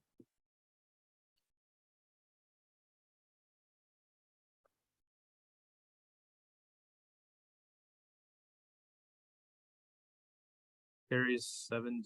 Thank you very much. Next item on the agenda, 11.3 FY24 preliminary budget. Yes, our preliminary budget coming up for our next fiscal year. Want to thank everybody for helping put this together. I've had individual conversations with a lot of different people to try to, estimate what our revenue might be, what some of our expenses is in a lot of different areas. I want to thank Mindy for helping make this all look nice, and always Wayne Kruger, who is always there for that question to help guide things as we think about different ideas and way to present this. So some of the highlights you'll see that will have a little bit different that you see on this budget. If you scroll down, you'll see our brand new strategic plan that was approved at the last board meeting. So all of that is listed in there. You can see that's from 2024 to 2028. So that is at the top. As you continue to scroll down, we have our updated facility timeline. You can now see that the April 4th, 2023 no tax rate increase bond issue is added in those descriptions and what those look like. Again, we have our budget cycle, and we have an added page for student demographics that kind of gives some extra information about where our students reside and what the demographic makeup of our students are as well. As you continue to scroll down, you'll notice in the fourth budget revision of FY23 that we only had 3 columns. We had 2 years of actual and then the next year of budgeted. I tried to add another year in there so you could see 4 different years. You could see the 2 previous years. Of course, FY23 is still, what's budgeted right now because we don't have the SBR done, and then what next year looks like as well. Some highlights when it comes to, revenue. We anticipate a 7.5% increase in assessed valuation. When you say that, well, Robert, I got my assessed valuation in the mail, it was about 15%. Well, just remember that we are under the Hancock Amendment that says that we cannot realize more dollars than whatever CPI is, the amount assessed valuation went up or 5%. And so CPI this year was set above 5%. So 5% is the max we will see. So we will have to lower our tax rate when that comes around in September, because we cannot, again, realize more than 5%. When that comes around in September, you will have all the calculations of how those were calculated. Those are sent to us by DESI, and those have to be approved by the state auditor as they look at our calculations. So those are really looked over closely. Something that I wanted to mention too, and I added it as other agenda items, is our pilot payment. We anticipate about 391,000 plus proceeds from the Golden Plains Technology Park, but that will not all come in a pilot payment. So when our pilot payment comes around in April of 2024, and that only comes in at around 123,000, I don't want anybody to think, well, wait a minute, Robert, you said that the data center is going to bring, 391,000. Well, it will. The reason that is broken out like that is because the data center has 5 parcels, but only 2 of those parcels are in Chapter 100 right now. The other 3 have not moved over. To move over to Chapter 100, you have to have a building permit complete to start building on those. So before this was assessed by the county, they didn't have those. They only had it on 2. So those 2 parcels are what combine up to the 123,000. The other 3 remaining parcels, one is fully in commercial, one is split commercial and ag. The other one's fully in ag. Those will produce around $260,000. And so all total, Golden Plains Technology Park will benefit a little over 391,000. So I just wanted to kind of go through that exercise a little bit, so you kind of knew what we were getting from the data center, because that's always discussed a lot when it comes to the revenue in our district. And I added those an agenda item in there that kind of has a narrative for that, as well as the calculations. So I'd be happy to talk about either ones as well. As we continue to go through, you can see Children's First Fund, what we use, what we spend. We have that about 642,000. And then again, our enrollment's flat. The state still has the pandemic provision in there, meaning we can go all the way back to 1920, which we had about 80 more students in 1920 than we did this last year. And so we'll be able to use that, which is great for us. In FY25, they're just saying that pandemic is going away, or that pandemic provision is going away. So that means we will basically lose around 80 kids that were paid from the state. We get about $4,200 a student. So doing the math on that, that's somewhere in the ballpark of 340,000 that would possibly miss out. State can always change things, so I don't want to jump ahead, but right now that's what they're saying for FY25. Robert, just to clarify, yeah. 2020, not 1920. Yeah, so 2019, 2020, Bless you. 2019, 2020. Yes. And then again, our special education title programs, obviously Denise and Andre are the expert in those areas, but though we look to see those flat for FY 23 to 24. Our expenditures impacting the budget, our salaries and benefits make up about 75% of our budget. And so we added $2,500 to the base E10 this year. And then we took that same percentage and added that to the support staff salary as well. Fully funding career ladder for all 3 levels. Again, 60% of that will come from the state. We increased the max steps for the non-certified staff schedule from 16 to 17. Again, the plan was to do that every year until we got up to 20 steps. And then the Board of Education fully funded again, all medical and insurance with increased benefits. It went from $620 to $650 for FY24, and then a lot better options on dental. So we have a full PPO option on dental for next year that's fully funded by the board. So that's exciting for our teachers and staff to have those local providers here that they can go to. So in total, the board contribution for medical, dental, and life will be $688.51 a month per FTE. So kudos to the board for continuing to fully fund all those medical and dental insurance plans. You can then see again, when we look at expenditures by fund, how that is made up and what that looks like. And so I also have some tax levy history, Prop C history to kind of give you an idea of what's been funded from the state as you went through. And then again, our revenues by fund. You have 4 columns now. You have 2020, 2021, all the way to projected for FY 24. So you can kind of see a little bit more history there and kind of compare. Another thing I did was I subtotaled each of the functions. So you have, 1,999, which is all K-12 instructional total. You can see that for all years and FY 24. You can see all costs for support services, 2,998 across all fiscal years. And then also you can see the 9,998, which is function basically 3,000s through 5,000s for all those total. I would caution on that 998 totals because, geo bonds and expenditures for those construction projects, skew those on the year depending on how much construction was done. So fund one or the thousands and 2,000s are the ones that typically go along with operating expenses and salaries and things like that. So just wanted to mention that. And then you can see a total on the bottom of page 19 where it's broken out by each level. And just remember when it says actual, that is actually from the ASBR. Budgeted means that's what we anticipate, and then projected is that's what we're looking at for FY 24. So wanted to make sure you guys knew what that is. So when we come back next year, next budget revision, that budget for 2022, 2023 might be different because I'll have Karen's exact ASBR numbers to plug into the budget. So just wanted to make sure you knew that. In looking at the budget overall, if you take all unrestricted funds, it's a negative 331,000. If you look at just funds 1 and 2, which is your operations or your incidental and your teachers fund, we're in the negative 530,000. Back in May, when we did some budget workshops and we looked at what we would be in the negative when we proposed a $2,500 increase, it was over 600,000. So we've been able to work that down to get it at a negative 530,000. Of course, this is assuming that all supply budgets are spent. Everything is, and then all revenues come in as expected without any additional payments for insurance. If there are some additional claims above and beyond what we're covered for our self-insurance pool, we make those supplemental payments, and then that will negatively affect the budget. But we'll see how that comes along. In the last couple of years, we've done really good in our pool, so we'll hopefully continue to have good success there. So I'll be happy to answer any questions that you might have about our preliminary budget, and shoot away.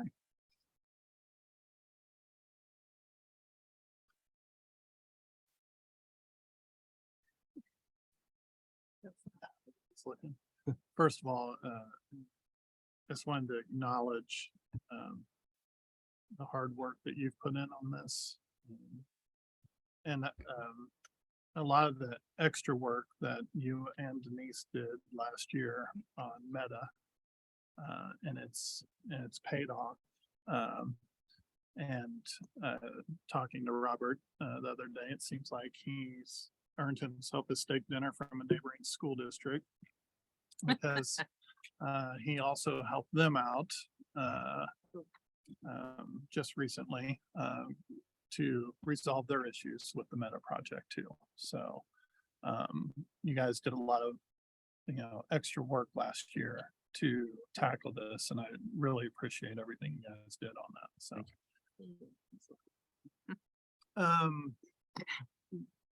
the only questions on the new construction, how does that compare to prior years? Sure. As far as the geo bond goes, or I'm sorry, no. for AV evaluations. Yeah. So great point. So I did also include your assessed valuation for post BOE of FY 22 and then pre BOE of FY 23. So you can kind of see, I don't have Platte counties and I don't have Clinton's, but Clinton's is negligible, less than 1%. So I wanted you to kind of see what that looked like. You'll notice FY 23, there's about 9 million in new revenue. So anytime you have new revenue from residential or new construction from residential, ag, or commercial, that fully comes on the tax rolls. That is not subject to the Hancock Amendment. We get that full amount.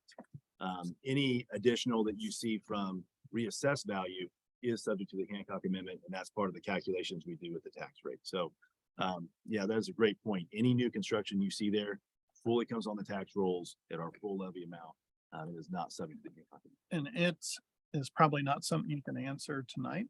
I'd just be interested to the result of new construction last year versus new construction this year, what did it result net taxes, since that's all new taxes to us. Correct. I'd be interested in that and how that worked with your original projections for this upcoming year.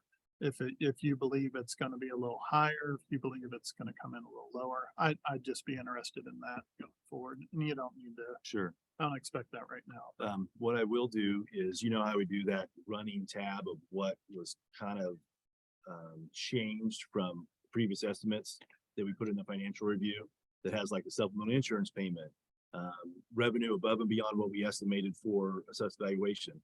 I will put that amount. So right now I have 7.5%. Yeah. If it's at 8%, I'll put the amount above that we net gain that came above that. So I'll have that in that financial review document, that I have that monthly kind of ledger that shows, like when we added money for the IAs and what that cost, I have that on there. Our bus drivers, when we changed that with the contract with DS Bus, and I have that on there. Yeah, Oh, the real like summary of changes. So I think I'd be interested just kind of, because I know we did a rough estimate Right. before. And I think that, this is fairly positive news. Yeah. Except for the deficit balance, obviously.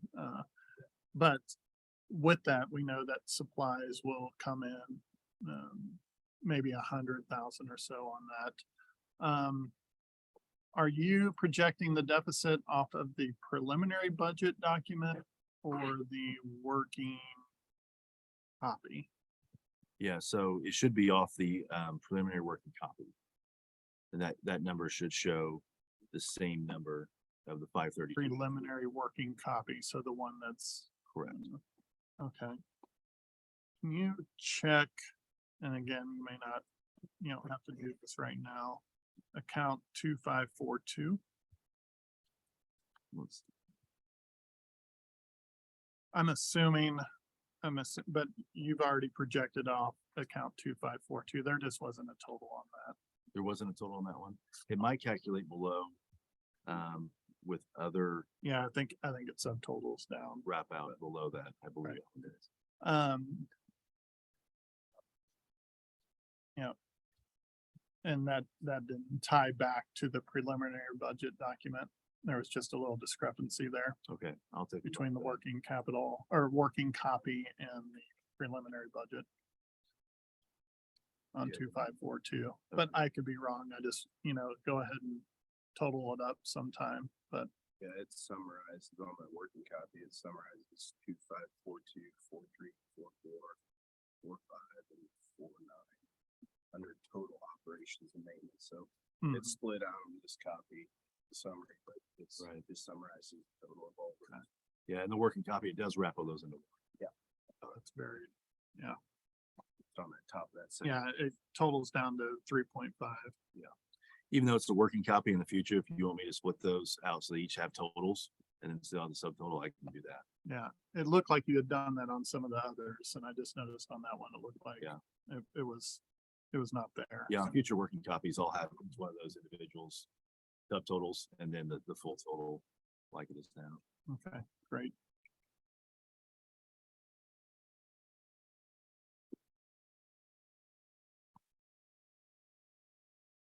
The question? For splitting out the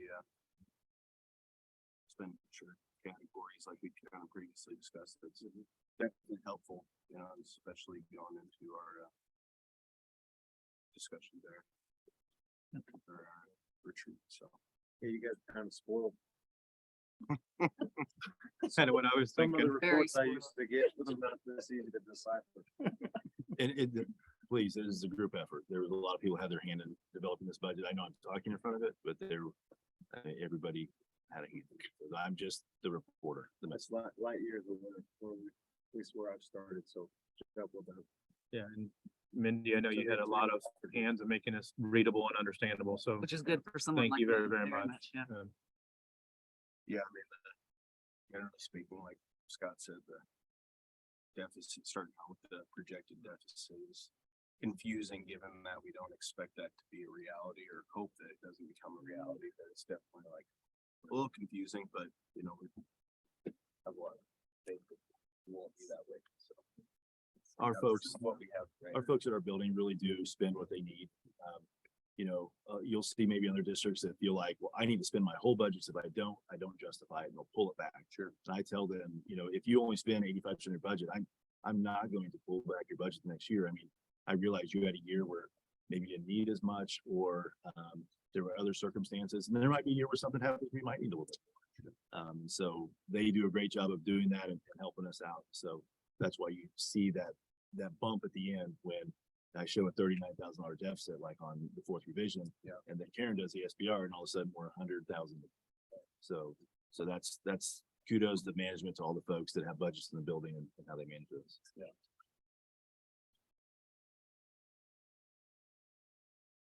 Very good. Any additional questions or comments? Looks good. Appreciate it. Hearing none, I'd entertain a motion to adopt the FY 24 preliminary budget. So moved. Second. We have a motion and a second. If there's no further discussion, please vote.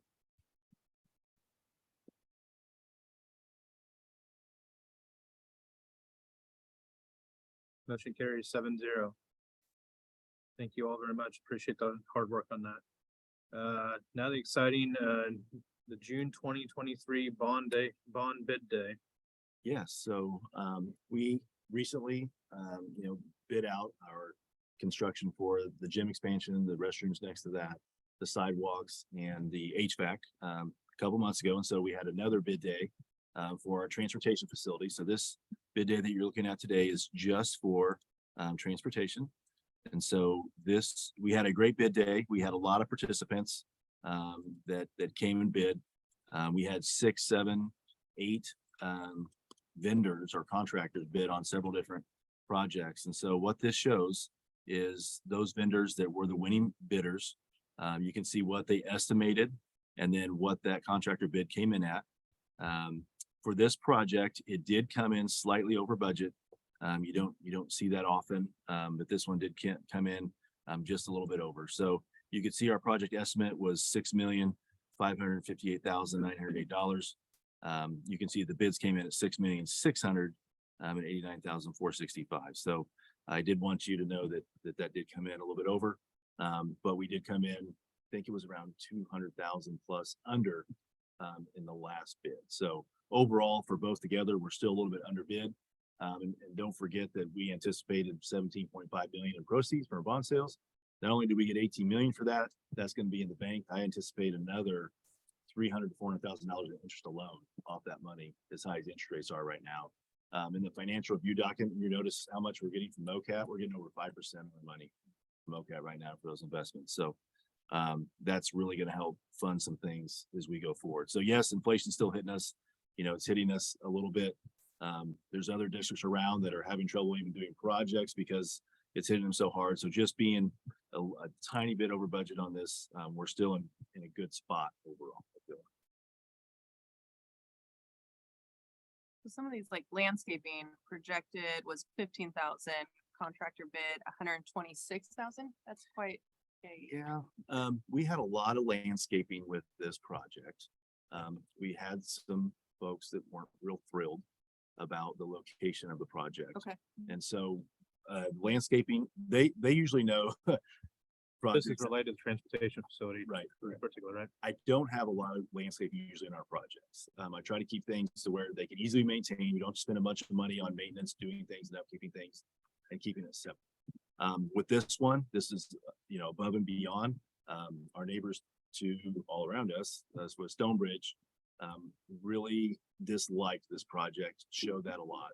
And so part of this was to plant a lot of different evergreens and pine trees between our property and theirs to create a barrier. Yep. The first thing they wanted to do was they proposed a 20-foot concrete wall. The cost for that was astronomical, over $250,000. One, it wouldn't look good. Two, Tree. I don't see how that would really be aesthetically pleasing.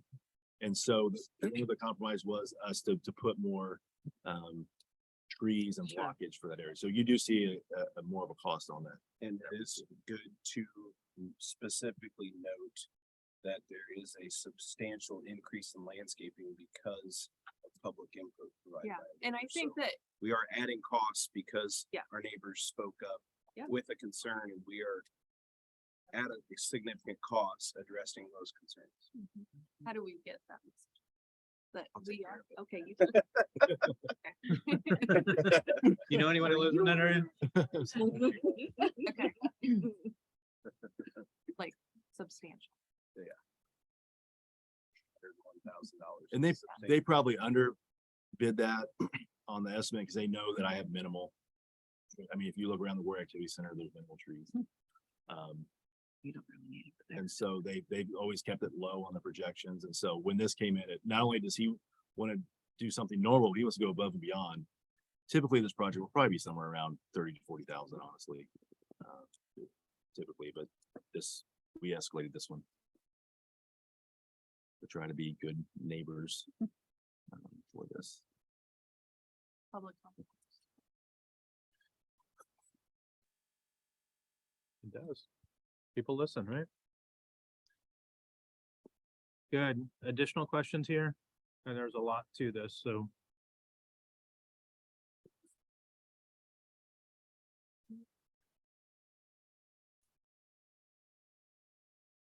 Sure. If there's no further discussion on this, we'll move to approve 11.4 as presented. So moved. Second. We have a motion and a second. If there's no further discussion, please vote.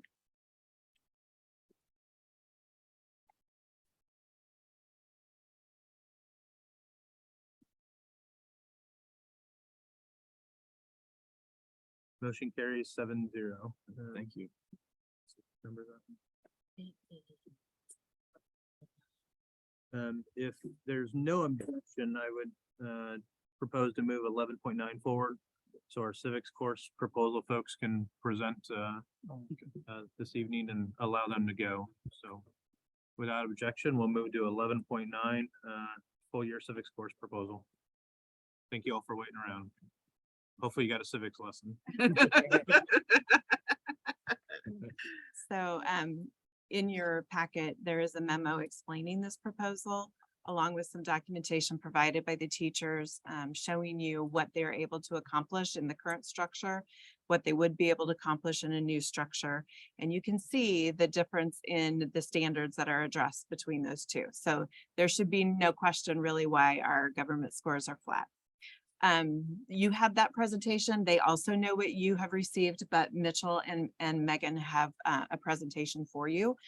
So Randy, if you wouldn't mind displaying that, and then I will just turn it over to them.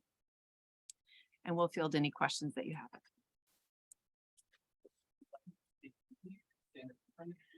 Actually, but for our people at home, the microphone is important. So thank you. Okay, so you are going to see, we put together essentially like a comparison between what we can do in a semester to what we could do in a year.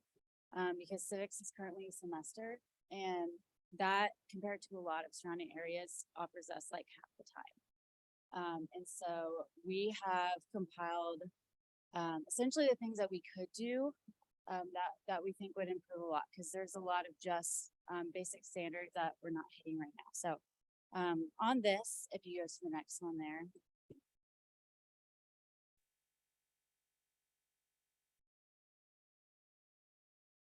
So this is what a general outline looks like right now. We start with the Missouri Constitution test, which is one of 3 required state tests in the civics class and only a semester.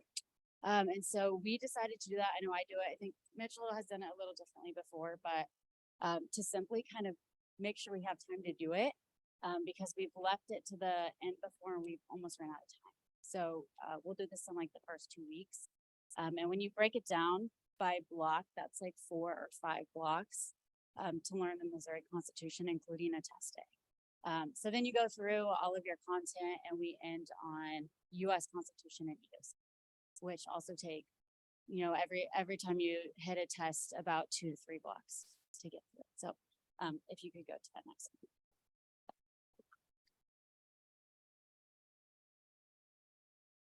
So some things to consider for this would be that This is the only course, both the regular level and the AP level, where it is state tested and it's also just a semester. So every other state tested course gets a whole entire year, and we get only a semester and we have 3 tests. And so 2 of those, the Missouri and the US, they have to pass with a 70% to graduate as well. So it's not just a test that you can kind of brush through quickly. There are only like 14 to 15 weeks, especially in the fall semester. And so if you take out those 3 weeks, you're left, or initially, if you take out those 3 weeks, you're then left with the 14 or 15 to hit all 5 units that we try to hit. So that's very fast, right? That's like 2 or 3 weeks, no matter what. So if you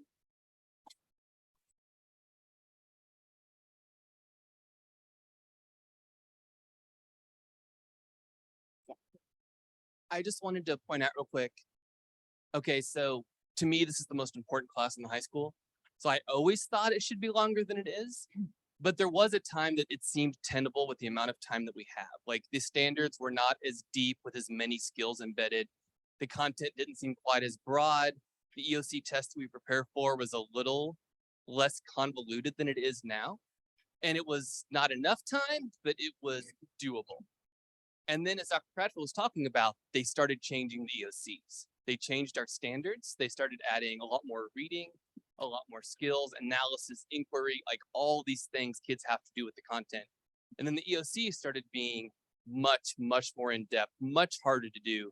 Kids are reading a page, doing multiple questions about it, typing in an answer, juggling a few things on the side. I mean, walking, chewing gum, rubbing their head at the same time. And it's taking like an hour and a half to take the test.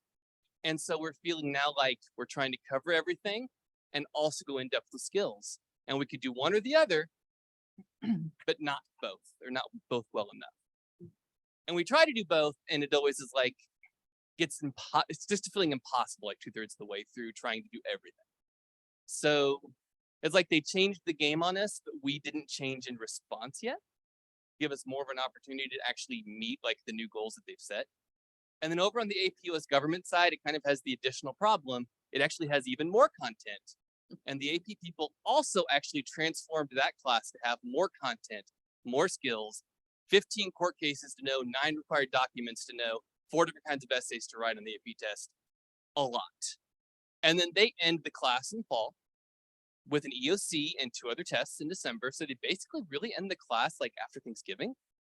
And then 5 months go by. And I beg people through email and Google Classroom to please come to study sessions after spring break. And 20% of them do. And then we take a test in May. And it's one of those situations where I'm in government groups online and all the government teachers for the year are just like, this is great. And all the semester ones are like, please let us join you. And it's been that way for years. And now we've kind of hit a lot of other considerations of the EOC scores and other things we're going to talk about that have made it seem like not just painful, but impractical at this point, is what I would say. Well, and AP Gov especially for Mitchell, to do all 3 of those state required, the amount of content they have to do is insane. And so to do that in a semester and then have time for all of what we need to do for that state requirement is quite a bit. But yeah, Just so the board knows, there are only 2 courses that are required by the state of Missouri: American history and American government. The others are all up to the districts to choose, what math classes are you going to teach? Although we're very, very consistent in that. What other social studies classes, what English classes? So there really is, and just to point out a little bit more, it is the only state test for social studies. It is the only social studies score that counts for the APR. What's been our limitation to why we haven't adjusted sooner? We actually had a year-long course previously. And the teachers felt like they, because the standards were not, Mitchell said, it used to feel like it was doable. They felt like it was too much time and they would rather kids explore something else in social studies. So we moved it to a semester course. And then opposite that, kids chose any social studies course they wanted to. About 5 or 6 years ago, we felt like there really was a hole in their knowledge of current events in the world other than the United States and Europe. And so we added the global studies course as the opposite course to civics. Then they changed the standards. And now that we're just not able to keep up and adjust. And so we're back to considering this as a full year course rather than a semester. And just to add to that, they did only start giving us EOC scores for government was last year. Yeah, we only have 2 years. Of So we didn't know how effective what we were doing was with this version of the EOC until last year.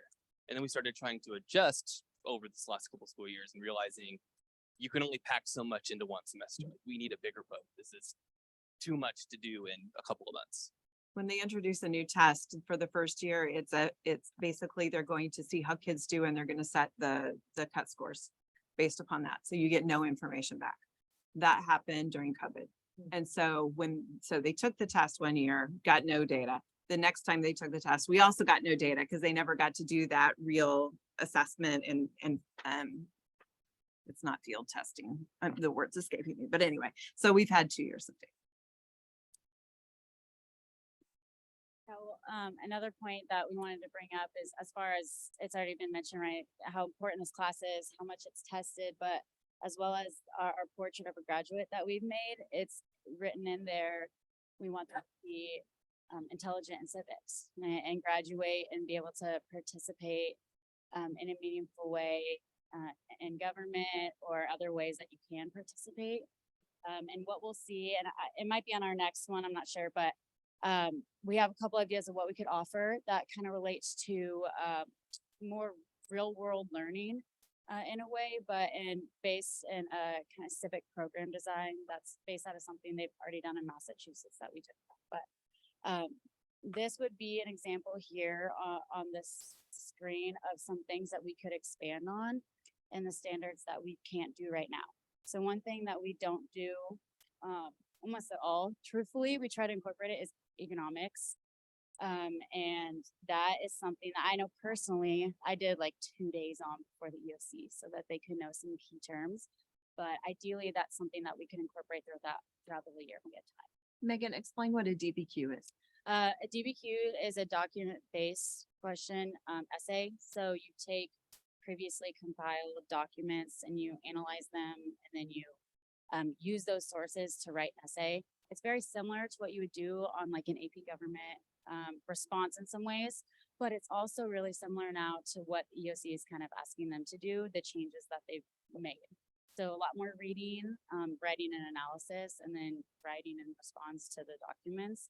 And that takes a large amount of time. Right now, our Unit 2, the Road to Constitution, the Declaration, DBQ, is essentially like the whole unit because that's all we can type for. So they have to learn the entire declaration and how it builds and the impact that it has from one essay. And that's the unit. So that's a lot to do in that moment, but that's a really critical thing that we do in every single core class in social studies is write a DBQ essay. We start them in 6th grade. So they start building that skill all the way through. Mm-hmm. Yeah, so that's something we definitely wouldn't want to move, but to be able to add to that would be pretty meaningful. And as we go, like civil liberties, civil rights amendments, things that apply more to functioning in day-to-day life are a lot of things that we actually need to spend a lot more time on. So this would allow us to do that.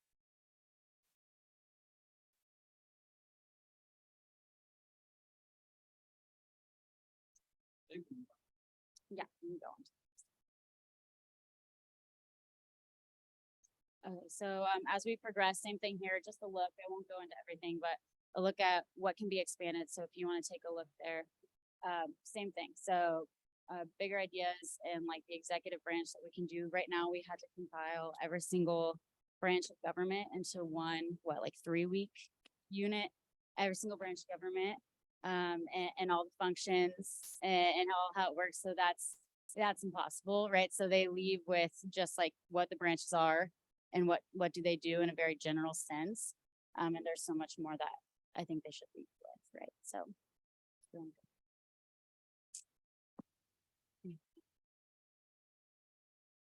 Okay. So kind of moving into the second semester, you suddenly get a lot of stuff that civics is really not doing. Like there'll be a day of here's basically what a political party is, guys. And here's what interest groups are. And it's a day. Because by the time we get to that point where we can do those standards, it's already time for testing season. And we're doing 2 standardized tests for the end of the semester.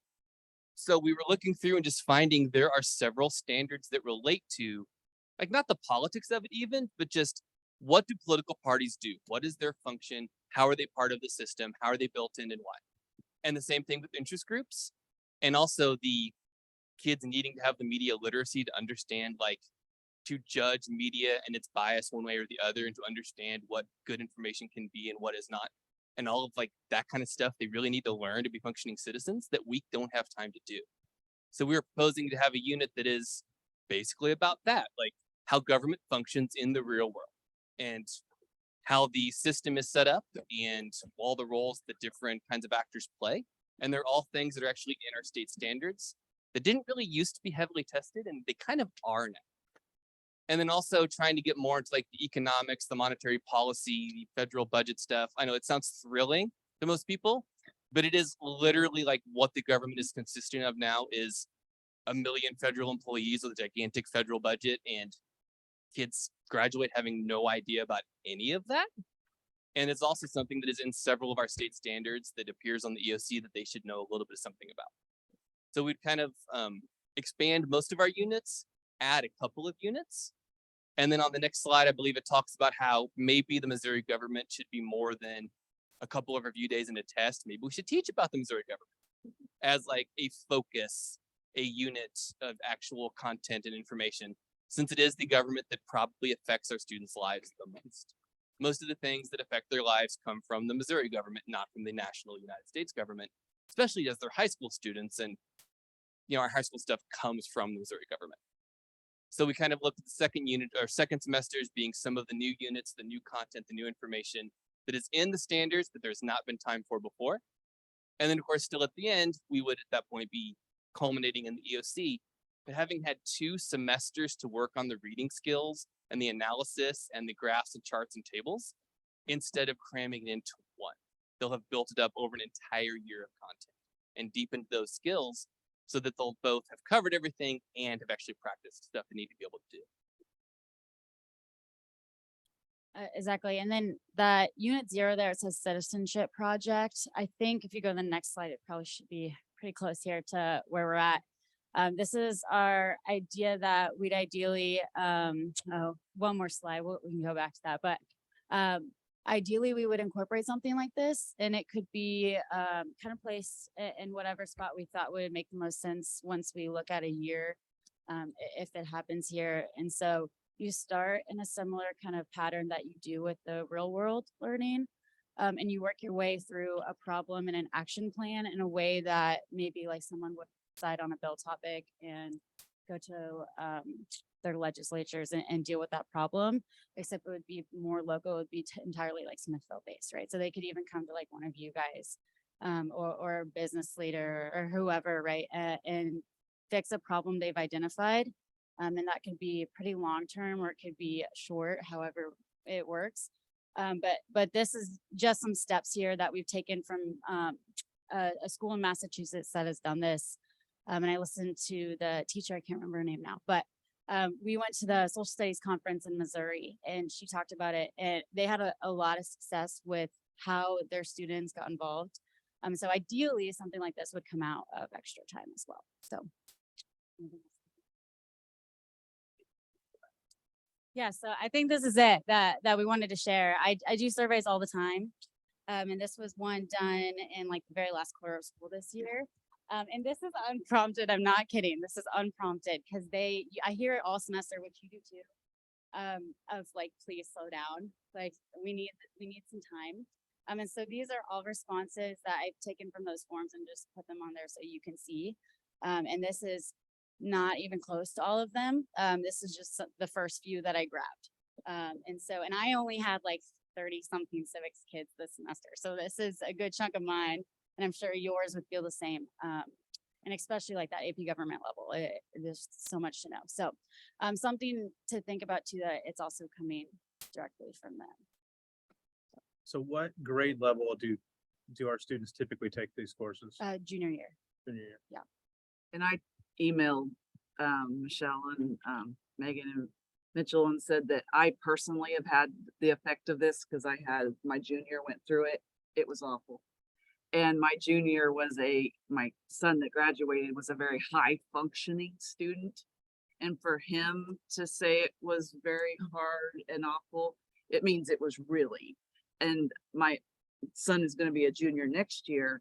A little dreading it for him because I know it was going to be very hard for him. And I don't feel like I don't feel like Noah got the good complete education on this that he could have. And I think that it's a very important thing. And, you know, when they go into college, they have to go, and Noah's going to Georgia. He has to learn the Georgia government, and he'll probably learn more there than he got covered the Missouri government here. And to me, that's sad. So I definitely support this. And can you start it next year, or how long will this take? Well, if that's your concern, Susan, you could always have him take the classes senior year instead of junior year. We could work around that. So I Yeah. definitely support it. There's some planning needed. I'm so sure. The proposal is for this to be initiated the 24-25 school year. Perfect. I like the idea of tying it back to the portrait of a graduate. One thing's, you know, I care quite a bit about this stuff, if you don't know my background. One thing I would love to see, and it gets a little sensitive, but you know, civility. How do you tie in getting to understand that, you know, you can work with someone on a board and disagree with them, but still be respectful and how you move things forward. You know, I think that's something we lack in our society at the moment, and ties back to that right there. And as we kind of walk through some of the stuff, that warrior ethos, you know, kind of rising above the white noise and afraid to really focus on the Totally key agree, and issues. I think that a lot of the new stuff we'd be able to incorporate would be able to at least lean into it a little more. Because I know we both do like your own bill unit, and we'll have the debates, and that's about as close as we can get to having a conversation about how do you actually talk about something you disagree on. Going into the community, doing a project, or like having more time to talk about those issues would offer a lot more time to practice this, because ultimately it's a skill. So to from the shorter things and the smaller stakes things to bigger things and the bigger issues. So you're building the habit of civility and being able to discuss things without it becoming us versus them. And with even the bills that we write, sometimes, like I had a class with two of us in there, me and an excellent special ed teacher, and we were both kind of writing herd. And that was still one of the few classes we actually had those kinds of issues with, because once kids got their ideas out there, they didn't know how to take discussion about them as not an attack, because we didn't have time to build the skills of debating and discussing those things in a civil fashion the way we really like to do. It was kind of the last little vestige of trying to do that we could fit in, but it's so much less effective if it's one time or two times. So much better if it's built up over time. But they're political issues and things kids have this trouble doing that with, and that's something they have to learn to be able to do. Three of us went and participated at the MSBA Day at the Capitol for advocacy, and in that, our state representative stated that he didn't see very many Smithville students coming down to do tours. So I'll go ahead and offer his services to offer a tour and kind of an understanding of how state government works. Would encourage comfortable shoes and the ability to climb just a handful of stairs, right? That's a great idea. I mean, and this is all about gaining an education, not just passing a test. And that's what I really like. And a lot of trust is going to be put on you as the educators to handle some of these difficult or divisive topics. So props to you guys for taking that on. And I think just full transparency is so important when talking about these, having these discussions in the classroom. And I think with our community engagement and making sure that everyone just has the full picture and yeah, full transparency is important here. Yeah, thanks for putting all this together, and I'm glad you guys identified a problem and presented a solution with it. And then as I forget what his name was, as Mr. White, Dr. White put in, you guys found a solution at the lowest level of resolution, which is really nice to see that that's the solutions coming from the teachers that are adopting it. The only question I had, and I don't know if we have an answer, I don't know if it's a valid question or not, but moving half a credit from other electives up to social studies, do we have an idea of what elective might have the highest impact of students transferring from that elective to the civics? Typically, when we make a change like this, it's electives within that content area. So I would think initially it would probably be other social studies electives that would be impacted. We also have an awful lot of kids who take 2 PE classes every single year. So we feel like that might be another area where kids are pulled, and that's not necessarily a bad thing. I am a huge proponent of our weights program in particular, but most kids don't need to do 2 PE classes every year. I don't, although there could be a potential based upon request that it might initial request might make us think we need to hire an additional social studies teacher. I'm pretty confident that until it's a good time to do that, we would be able to make this work without hiring. And it would just mean fewer other social studies courses available to our kids. Roughly, just to guess, how many social studies courses or electives are available? Oh, wow. Yeah, we have a rotation. So if you look at them all together, elective wise, we have AP psychology, regular psychology, sociology, criminal justice. We have a World War II and the Holocaust. History through film. And I said sociology, right? Yeah. So there's 6 that we rotate.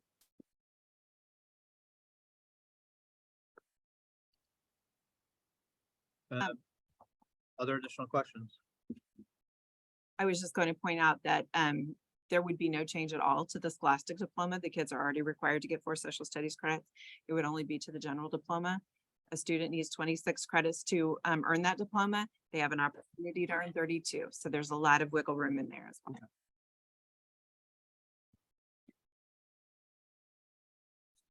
There are no other questions. I entertain a motion to adopt the proposal as presented. So moved. Second. We have a motion and a second. If there's no further discussion, please vote. Is that you, Station? Yes.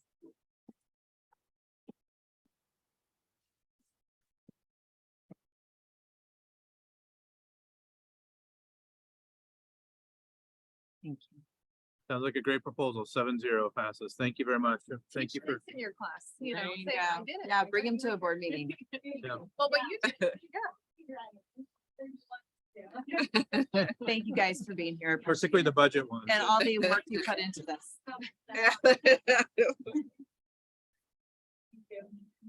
All right, we'll go back to 11.5 meal prices for 2023-2024 school year.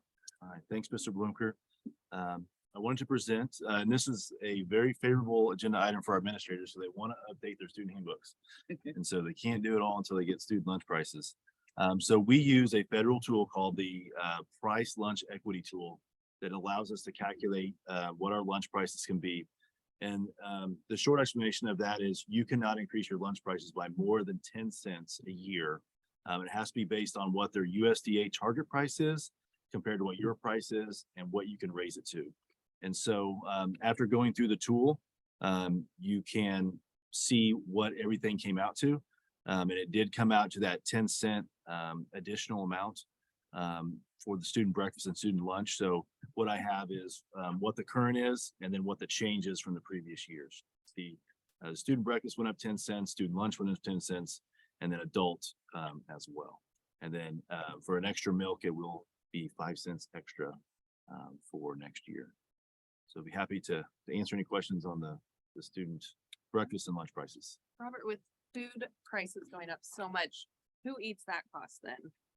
Pun not intended, but because it's like, I know they've gone up more than 10 cents.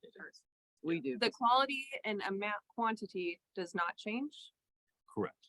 Correct. Those will continue to stay the same. Yes. And even quantity, right? Yeah. There were a few discussions. online.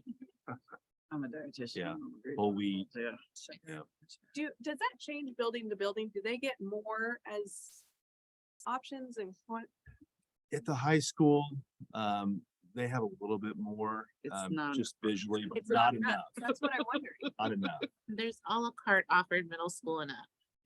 And that's really expensive. And it's not at the elementary because kids were abusing it at that age and parents were really going in the negative. They can get doubles.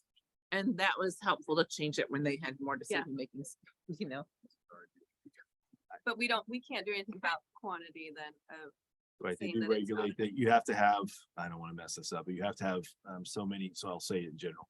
So many fruits and vegetables on your plate before it can count. Yeah. And so you, student can't grab a meal, just take the slice of pizza and not take the, So we you know, throw it apples and green beans. They do have to have one of each before they can be counted. And usually our folks are pretty good at sending the kids back and making sure that they grab that before they go through. Someone that's newly trained might not be as good at that, but our seasoned staff is. Yeah, but something to point out is that's just what the parents are, you know, charged, but OPA charges us $3.71 a meal. So we are paying the rest. The school district pays the That's right. rest. Yeah. So that's not even how much it costs. So. Correct. Yeah. sorry, it seems, oh, 371, okay.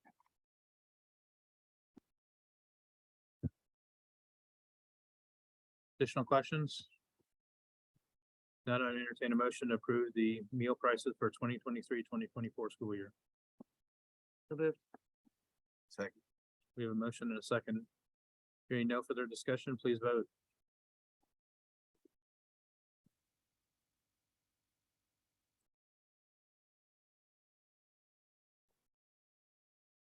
Thank you very much. Motion carries 7-0. Next item on the agenda, 11.6 surplus property band equipment. Yes, Mr. Brockman contacted me and said he has some old drum sets that has not been used in 10 years and would like to surplus that property to be able to clear out that storage and put some other things in there. So I told him he couldn't just do that on a whim, that we had to get board approved for surplus policy per board policy.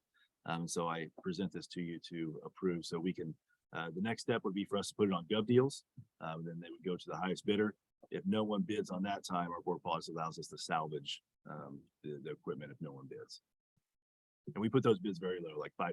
Just, you'll just come and get it. And some people might bid up, some people might need some parts for it, but then it goes to the highest bidder.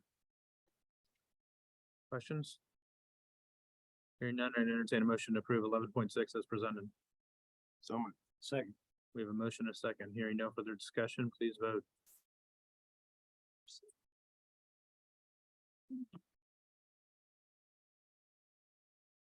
We can stipulate that my neighbor can't buy it, that would be great. With that, motion carries 7-0. Next item on the agenda, 11.7 centralized storage for camera servers.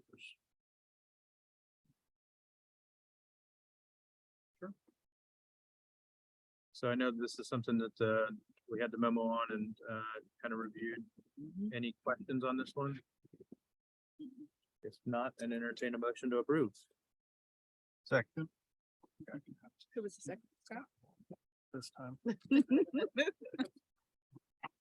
Motion a second. If there's no further discussion, please vote.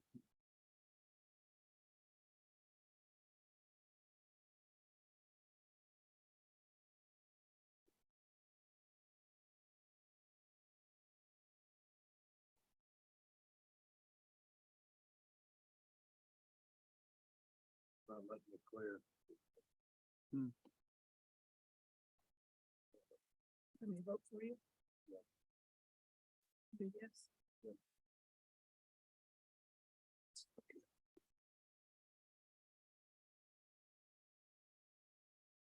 All right, motion carries 7.0. Thank you for your assistance, Karen. Next item on the agenda, 11.8 supplemental pay. Substitute seasonal for June 2023. Whitney needs to abstain. So quick update on that. We've got some additional guidance from MSBA. So starting at our next meeting, if you are not, if it is not your spouse, Do you want me to read what Yeah. Kevin said? Nepotism only applies to hiring or appointing someone. Conflict of interest applies to the board member, the spouse, and the dependent child. I see no conflict in approving paying in-laws. So I think that's what the new board training said last year. So with that Not update, me being the child, if it was my child. correct, if it's your child or your spouse. It's all about the hiring. Clarify. Correct. No. Okay. So with that, starting next meeting, we'll carry that forward. So with that, I entertain a motion for 11.8 to approve supplemental pay. So moved. Second, We have a motion and a second. If there's no further discussion, please vote.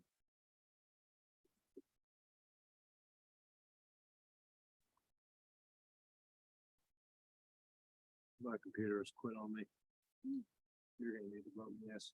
Okay. It's frozen. It will let go, but I can't vote or manipulate any of the GUI. So motion carries 6-0 with Mrs. Carlisle abstaining on this motion. I think you can click some more with your mouse there, Ian. It'll solve it. He's got it so big. Next item on the agenda, we're down to 11.10 personnel report. It's reviewed this in executive session. If there are no further questions, I would entertain a motion to approve 11.10 as presented. So moved. Second. We have a motion and a second. Susan. If there's no further discussion, please vote. Or abstain still. One more month. Did you need to on this one? My mom's over. Yeah. I That'd be just, safe. What's a way to recruit them in, maybe? Good work. you know, you're going to New board policy, to be on the board, you have to recruit 5 people. Motion carries 601 with Mrs. Carlisle abstaining. Next on the item on the agenda, 1111, essential skills, special education teacher writer.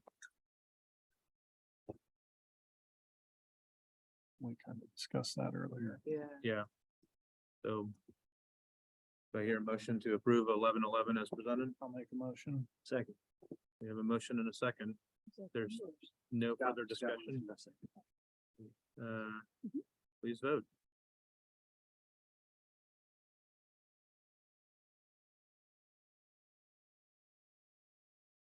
Motion carries 7-0. Thank you very much for the creative solution to try to tackle this problem.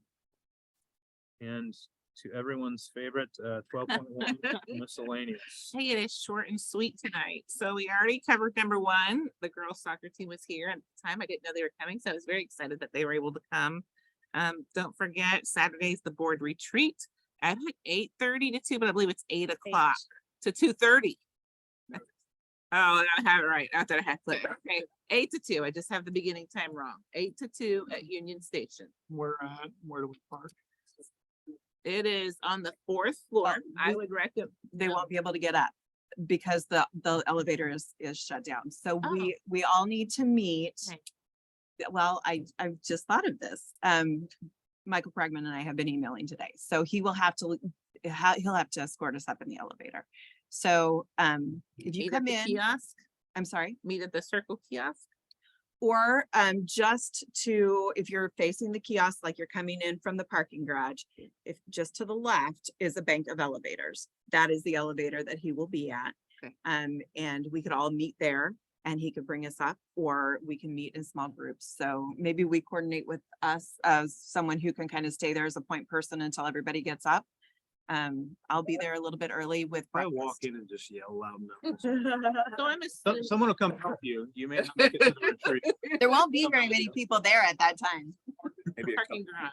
That's what I was gonna say. To the west. They'll validate tickets for us. I told them how many we need, so Fine, they'll pay for our parking. Oh, okay. Yeah. The west.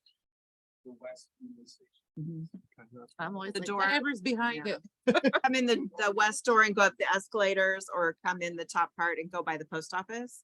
But it's on that level where the post office is, Okay. and there's a bathroom and Yeah. elevators just to the left side. Yeah. If you've gone to the coffee shop, you have gone too far. Okay. Turn around, go back. Okay, so 8 to 2. Bank of elevators. Don't yell too loud, otherwise you'll get escorted out. You're to bring something from your childhood that's meaningful to you. You're to bring your parking pass so it can get validated. They'll And- actually give you a little, a card or a sticker, or one or the other. So if you don't bring your parking pass, no biggie, they'll give it to you on a card. I was wrong.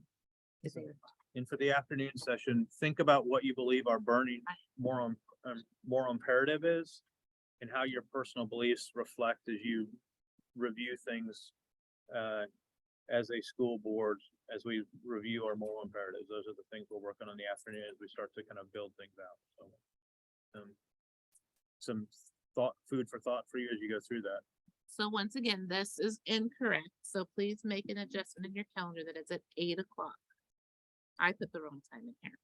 So it's 8 o'clock Saturday morning, Union Station. Meet on the main level. This time Andre's making cinnamon rolls for you. I'm not. She is. Ooh. And I bring in coffee and other pastries as well. So Yep, so you will we'll have a some little bit of a So breakfast. just like- Sounds good. Thank you guys. Okay, so I'm not making sense. Okay, last thing on here is just remind everybody, and you should know this already, but just in case you're trying to get a hold of us, reminding everybody that we are working a schedule of 4-10s this summer, most of us. And so there are days that some of us are gone, like I'm off on Mondays, other people gone on Fridays, whatever it is, but the office is closed on the 4th of July. So. And that's through July. And that's all I have. That's all sure. Fantastic. Thank you, everyone, for a very healthy and good debate this evening. With that, I would entertain a motion to adjourn. One thing if I could add, Absolutely. this is actually Denise's last meeting. So what started as a very uncertain year turned out to be a great year. Lots of things accomplished. So just appreciate her leadership through this uncertain time and springboarding into FY24. Yes, Thank you very much. Greatly appreciate it. Very much. So moved. You're here. Second. Second. Second. We have a motion and a second. Unless people want to discuss further, please vote. You're so stuck.